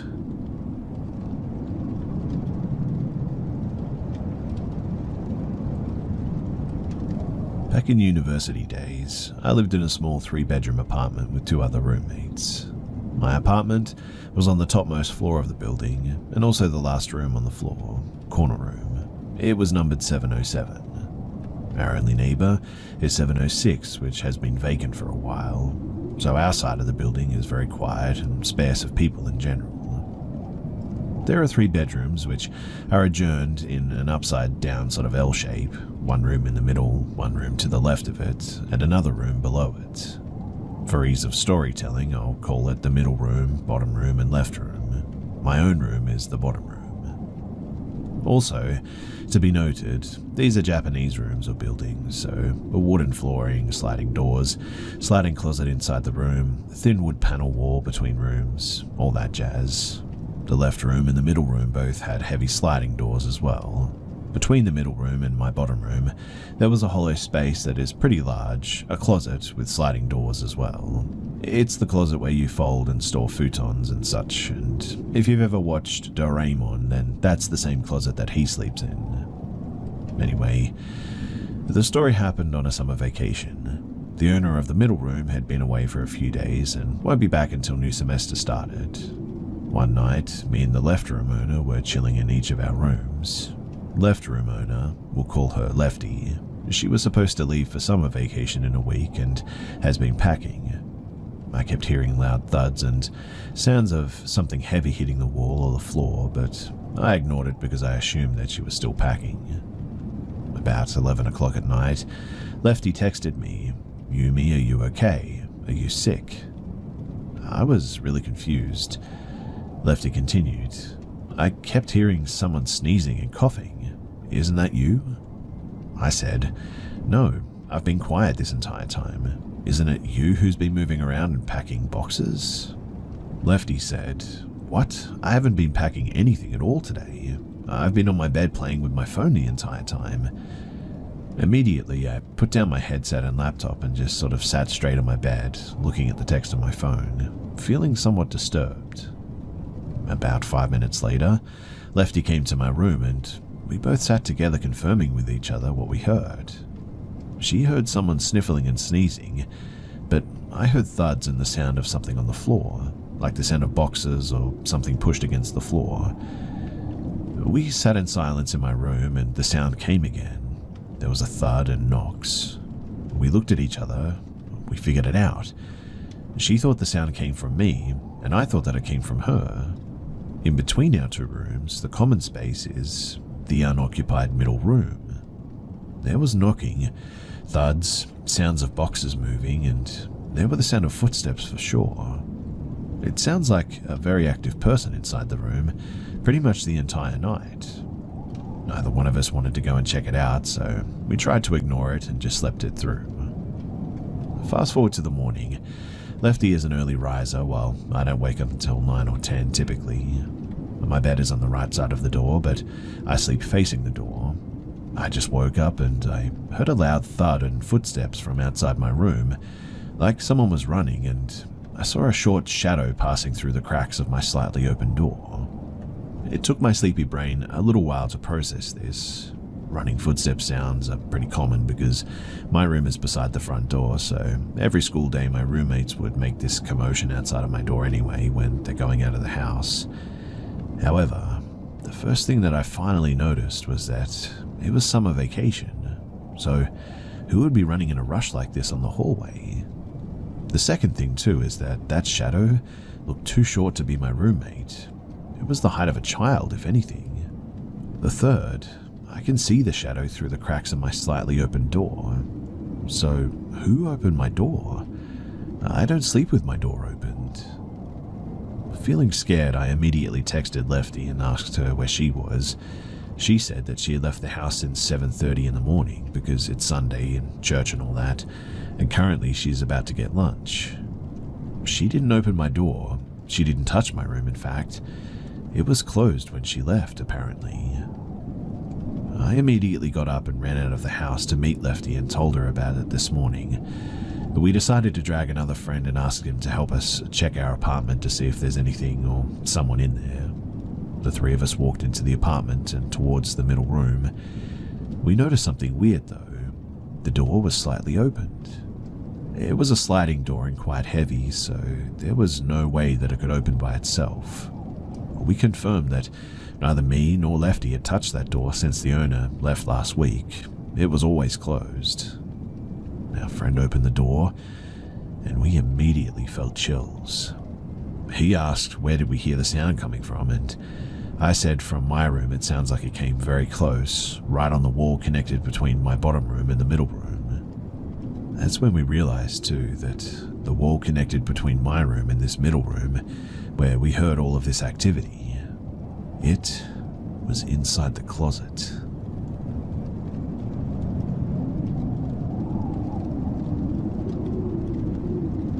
My parents would have never allowed for a real Ouija board in the house when I was a kid in the 80s and 90s. Sex, drugs, and violence were fine as entertainment, but my seemingly unreligious parents had this weird distance between anything occult or what they would call satanic. And yes, that's exactly how they said the word too. So, I'm maybe 14, mid-90s, hanging out with my band who were just two guys that didn't know how to play instruments, like me, and we just hung out and daydreamed about being rock stars and all that. Think sort of Wild Stallions from Bill and Ted sort of thing. We got on the subject of witchcraft and Ouija boards came up, and I had the idea to make one after hearing from the goth chick on the bus that they could be more powerful that way. So I got a rectangle cardboard piece and made the most crude Ouija board that I could from memory. The other guys had only seen them in stores like me, so we just kind of put things on as we remembered them. So we made a little planchette out of some thicker cardboard and got to seancing. We asked the standard, "Are you there?" sort of questions. The planchette moved and we got answers that made no sense. Seemingly random letters and a few numbers that didn't form words or anything meaningful, I guess. We all assumed that one of us was sabotaging the whole thing. But then I asked if there was anything that we could do to help us understand. With zero hesitation, the planchette darted to the moon and then just as quickly over to the sun image. It felt like we all almost lost our place on the planchette because it was definitely moving on its own at this point. And then it slowly spelled out DESREVER, before making 3 quick circles around the center of the cardboard, sort of counterclockwise, and darting to goodbye. We all kind of sat there with our mouths open for a minute. Bass player said, "I only remembered to write down the last letters that it gave us. What does des rever mean?" Me being a first-year French language student thought that it was des rivières, and I confidently assumed that it meant the rivers, but I knew that I had no clue. But then the keyboard player says, "Guys, it says reversed." as in it was spelled backwards, but the word was reversed. We left to see for ourselves if we had the sun and the moon reversed, and we walked downtown to the nearest department store, and sure enough, the one that we made was almost perfect to the one in the store, that is, except for the one major detail. The sun and the moon were indeed incorrectly placed on my homemade Ouija board. We ran home promptly, and after that, we burnt it in the fireplace, and never again.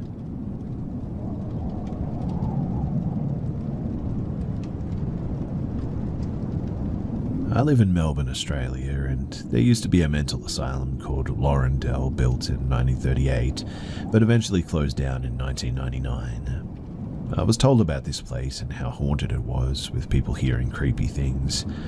I was keen to check it out myself, and more than 10 years later, I still can't explain what happened in those 3 or so minutes that we were there. So, it was 2011. One night we drummed up this stupid idea because we were bored and had nothing to do. So me and 3 mates decided to go and check out Laurendale because, why not? The asylum at the time we went was being prepared to be demolished or renovated for new apartments, so most of the entrances and the windows were boarded up with wood. The building we parked next to was surrounded by a metal makeshift fence to keep people or squatters out, I guess, and had a security patrolling the grounds. One of my friends was strong enough to lift the metal fence that wasn't properly attached, which allowed us to crawl under and get inside the property grounds. It was all fun and games. We were having a good time. The feeling of doing something that you're not allowed to and trying not to get caught. You know the feeling, right? Anyway, we were constantly on the lookout for the security officer patrolling, but also trying to look for a doorway inside. When we finally found one, we, one by one, walked inside. Scared, mind you, we all put our torches on our phones on and shined the light inside so that we could see. When we walked in the door, it's a sort of small entrance area that leads into a main room. We walked a little closer to the main room to get a better look. There were no windows that we could see, just a simple room. This all happened in like 30 seconds, so we didn't get a proper look, but in front of us on the left was a staircase. I think it was leading up to other rooms and stuff, and all the walls were covered in graffiti. We didn't see anything paranormal. It was scary enough just being there, to be honest. It had only been 10-15 seconds of us standing there when we suddenly heard footsteps approaching. The crunching sound of gravel grew closer and closer from behind us outside. We immediately shut off our torches and were left standing there huddled together in the darkness. We couldn't see anything. In fact, I might as well have had my eyes closed, but they were wide open, expecting someone or something to grab me. But we had our backs to the door behind us, waiting for the footsteps to hopefully walk by us, thinking that the security guard must have seen us.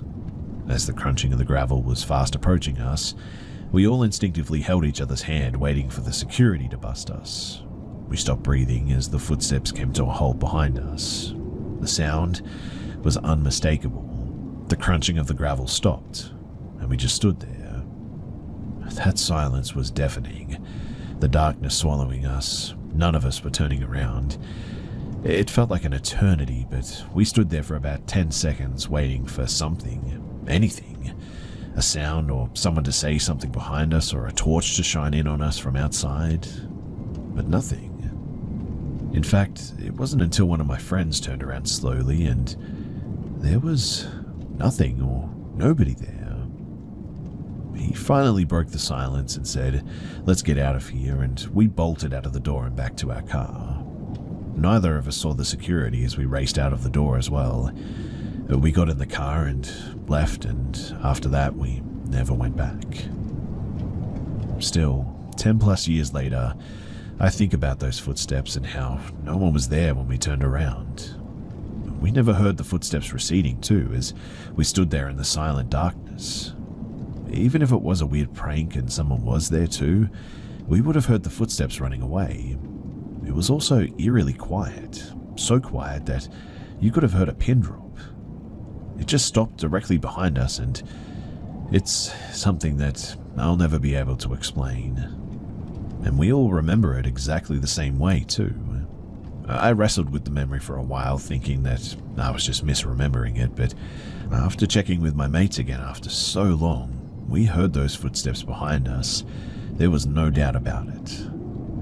Chalking it down to a scary, unexplainable moment that could have gone very differently if we stayed to investigate, the whole experience was eerie and really unsettling from the moment that we shut our torches off and were left standing there in complete darkness.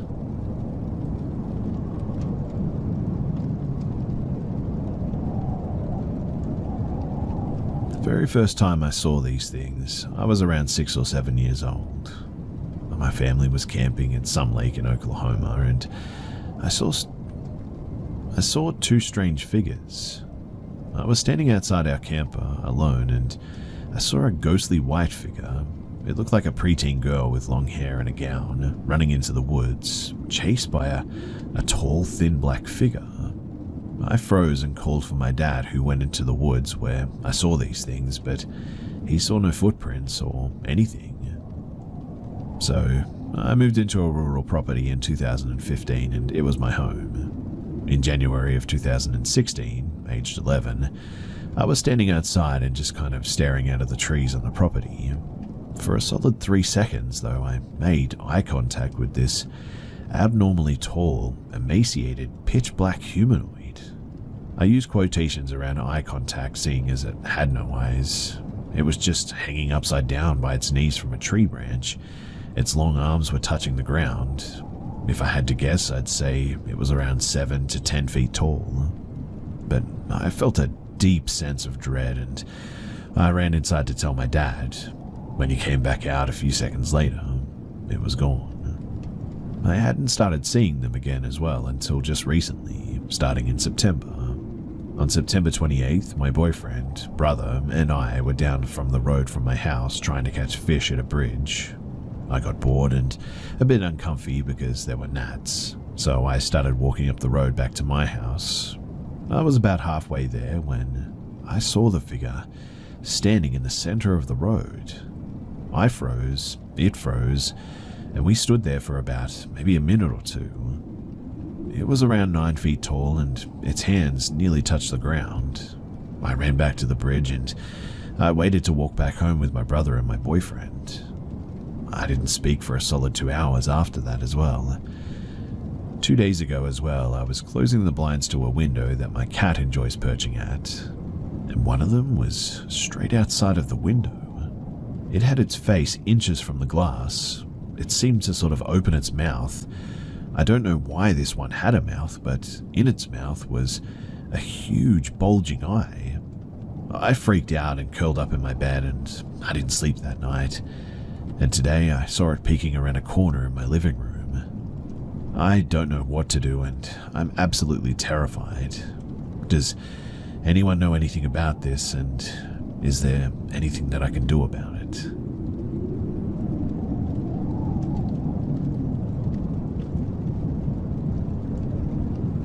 I live in Pennsylvania, and there's this creepy house called Raymeyer's Hollow, where a murder took place in 1928. On one afternoon, I was hanging out with 2 of my friends, and we were really not doing anything. This was like 4 years ago, and we were just bored teenagers. So I mentioned checking out that house, and they never heard about it, so once they heard the backstory about it, they were down to visit it. When we got there, it was pretty light out. It was about maybe an hour away from us. We looked around and imagining where everything took place and just talking about the history of it and all that. If you're from Pennsylvania, then you'll probably know this place. You know that they upped the security over the years there, so we were being respectful and just sort of admiring the property. Once we decided to leave, my friend backed out and we went the wrong way. He ended up coming to a dead end and had to back up into someone's driveway. I was in the back seat, had my head looking at the back window to make sure that he was all good, when out of nowhere, there was this woman there. Long black hair, piercing black eyes, and a white dress, staring at me and keeping eye contact in the doorway of this house. I turned around, freaked out. With tears in my eyes, I looked back, and when I did, there was nobody there. Now, I had to have only looked away for possibly 2 seconds at most. My friend who was backing up told me that he didn't see anything. My other friend was looking down at his phone, so clearly he didn't see anything. But somehow, I was the only one who witnessed her. I've never felt fear like that before too. The way that she was looking at me, it will never leave my mind. I don't know if I just saw a creepy woman squatting there or if I saw something paranormal, but whoever or whatever it was, it gave me a fright that I'll never forget.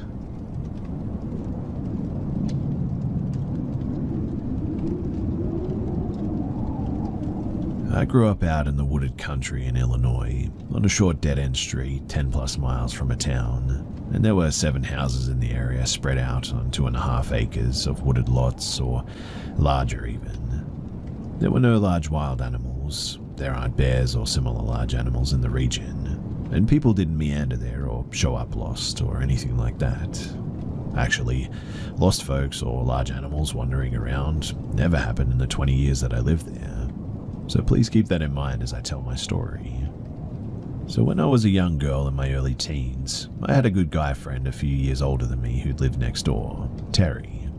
Terry was allowed to go out with his friends much later than I was, and he would sometimes tromp over to my yard after getting home late and throw rocks from gravel area outside at my window just to chat. My bed was right next to the window, and I would open the window and we'd sort of whisper stories and generally talk for a bit.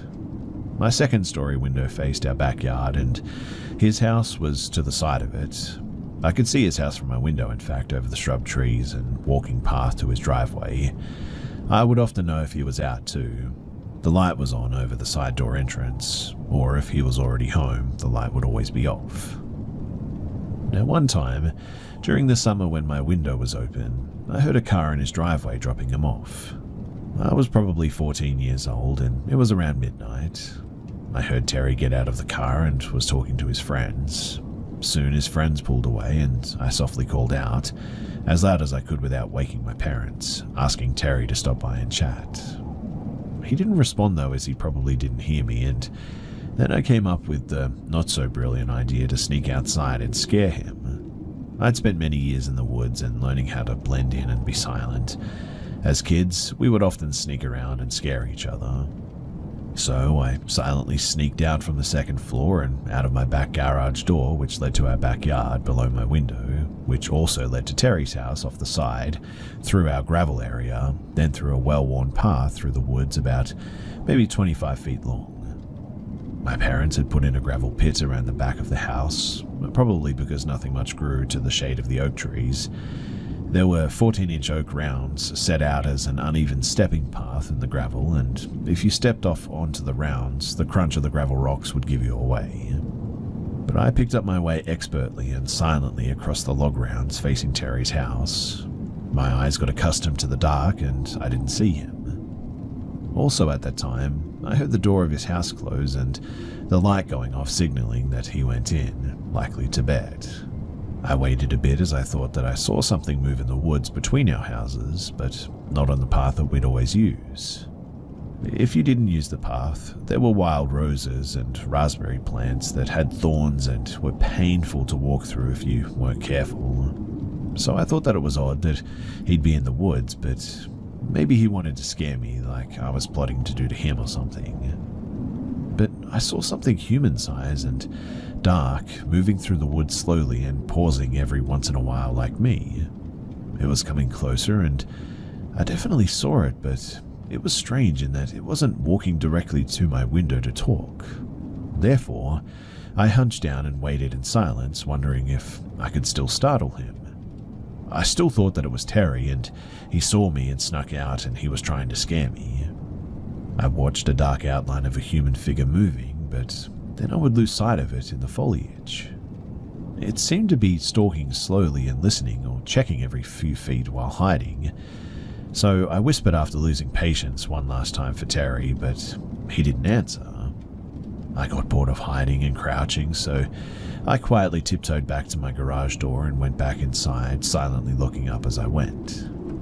I snuck back upstairs to my room above the area where I was just standing or crouching. My window was open and I definitely heard someone or something walking around the yard. I whispered again for Terry out of my window, but got no answer. Then I heard someone or something fall and grunt or moan pretty loudly in the window well, right below my window. It wasn't enough to wake my parents, but definitely loud enough that I didn't mistake it, and it sent a shock of fear through me. If you aren't familiar with a window well, it's a semicircle hole connected to the house, dug out about 3 or 4 feet deep and reinforced with metal. It allows a basement window to be put in below ground level, and the hole lets some natural light in. But there was no way Terry would have fallen into our window well. But we had been playing hide and seek and many outdoor games for years since we were young, around the whole neighborhood. We knew everybody's window wells and house footprints, plus paths in the woods, like the back of our hands. And the grunt sounded humanish and not like an animal. It also pulled itself out quietly without a lot of thrashing. It was around this time, too, that was when I realized that this wasn't a fun game and somebody or something was out there and it wasn't Terry. I tried to look outside my window as best as I could, but there was a screen on my windows to keep the bugs out, so I couldn't lean my head out the window to see next to the wall of our house directly below me. I then heard the crunch of rocks or whatever as it was stepping in this noisy gravel. Again, Terry would know where the log rounds were and would not step in the gravel. He knew my parents were pretty strict and he was as good at being quiet as I was. Whatever it was, though, it stopped, and I held my breath.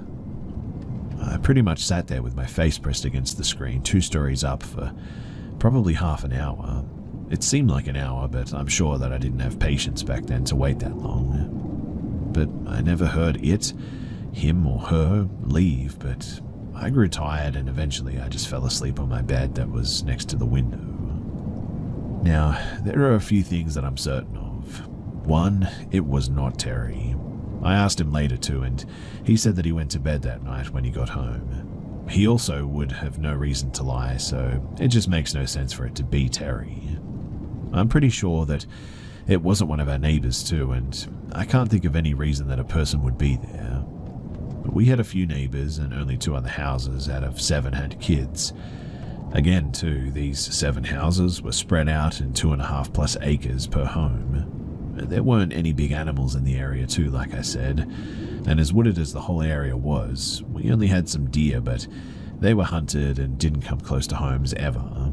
Plus, our dog scared them away all the time, so that just doesn't make any sense. And all I can put it down to is that night, I was out there in the woods with a stranger who apparently followed me all the way back to my own home.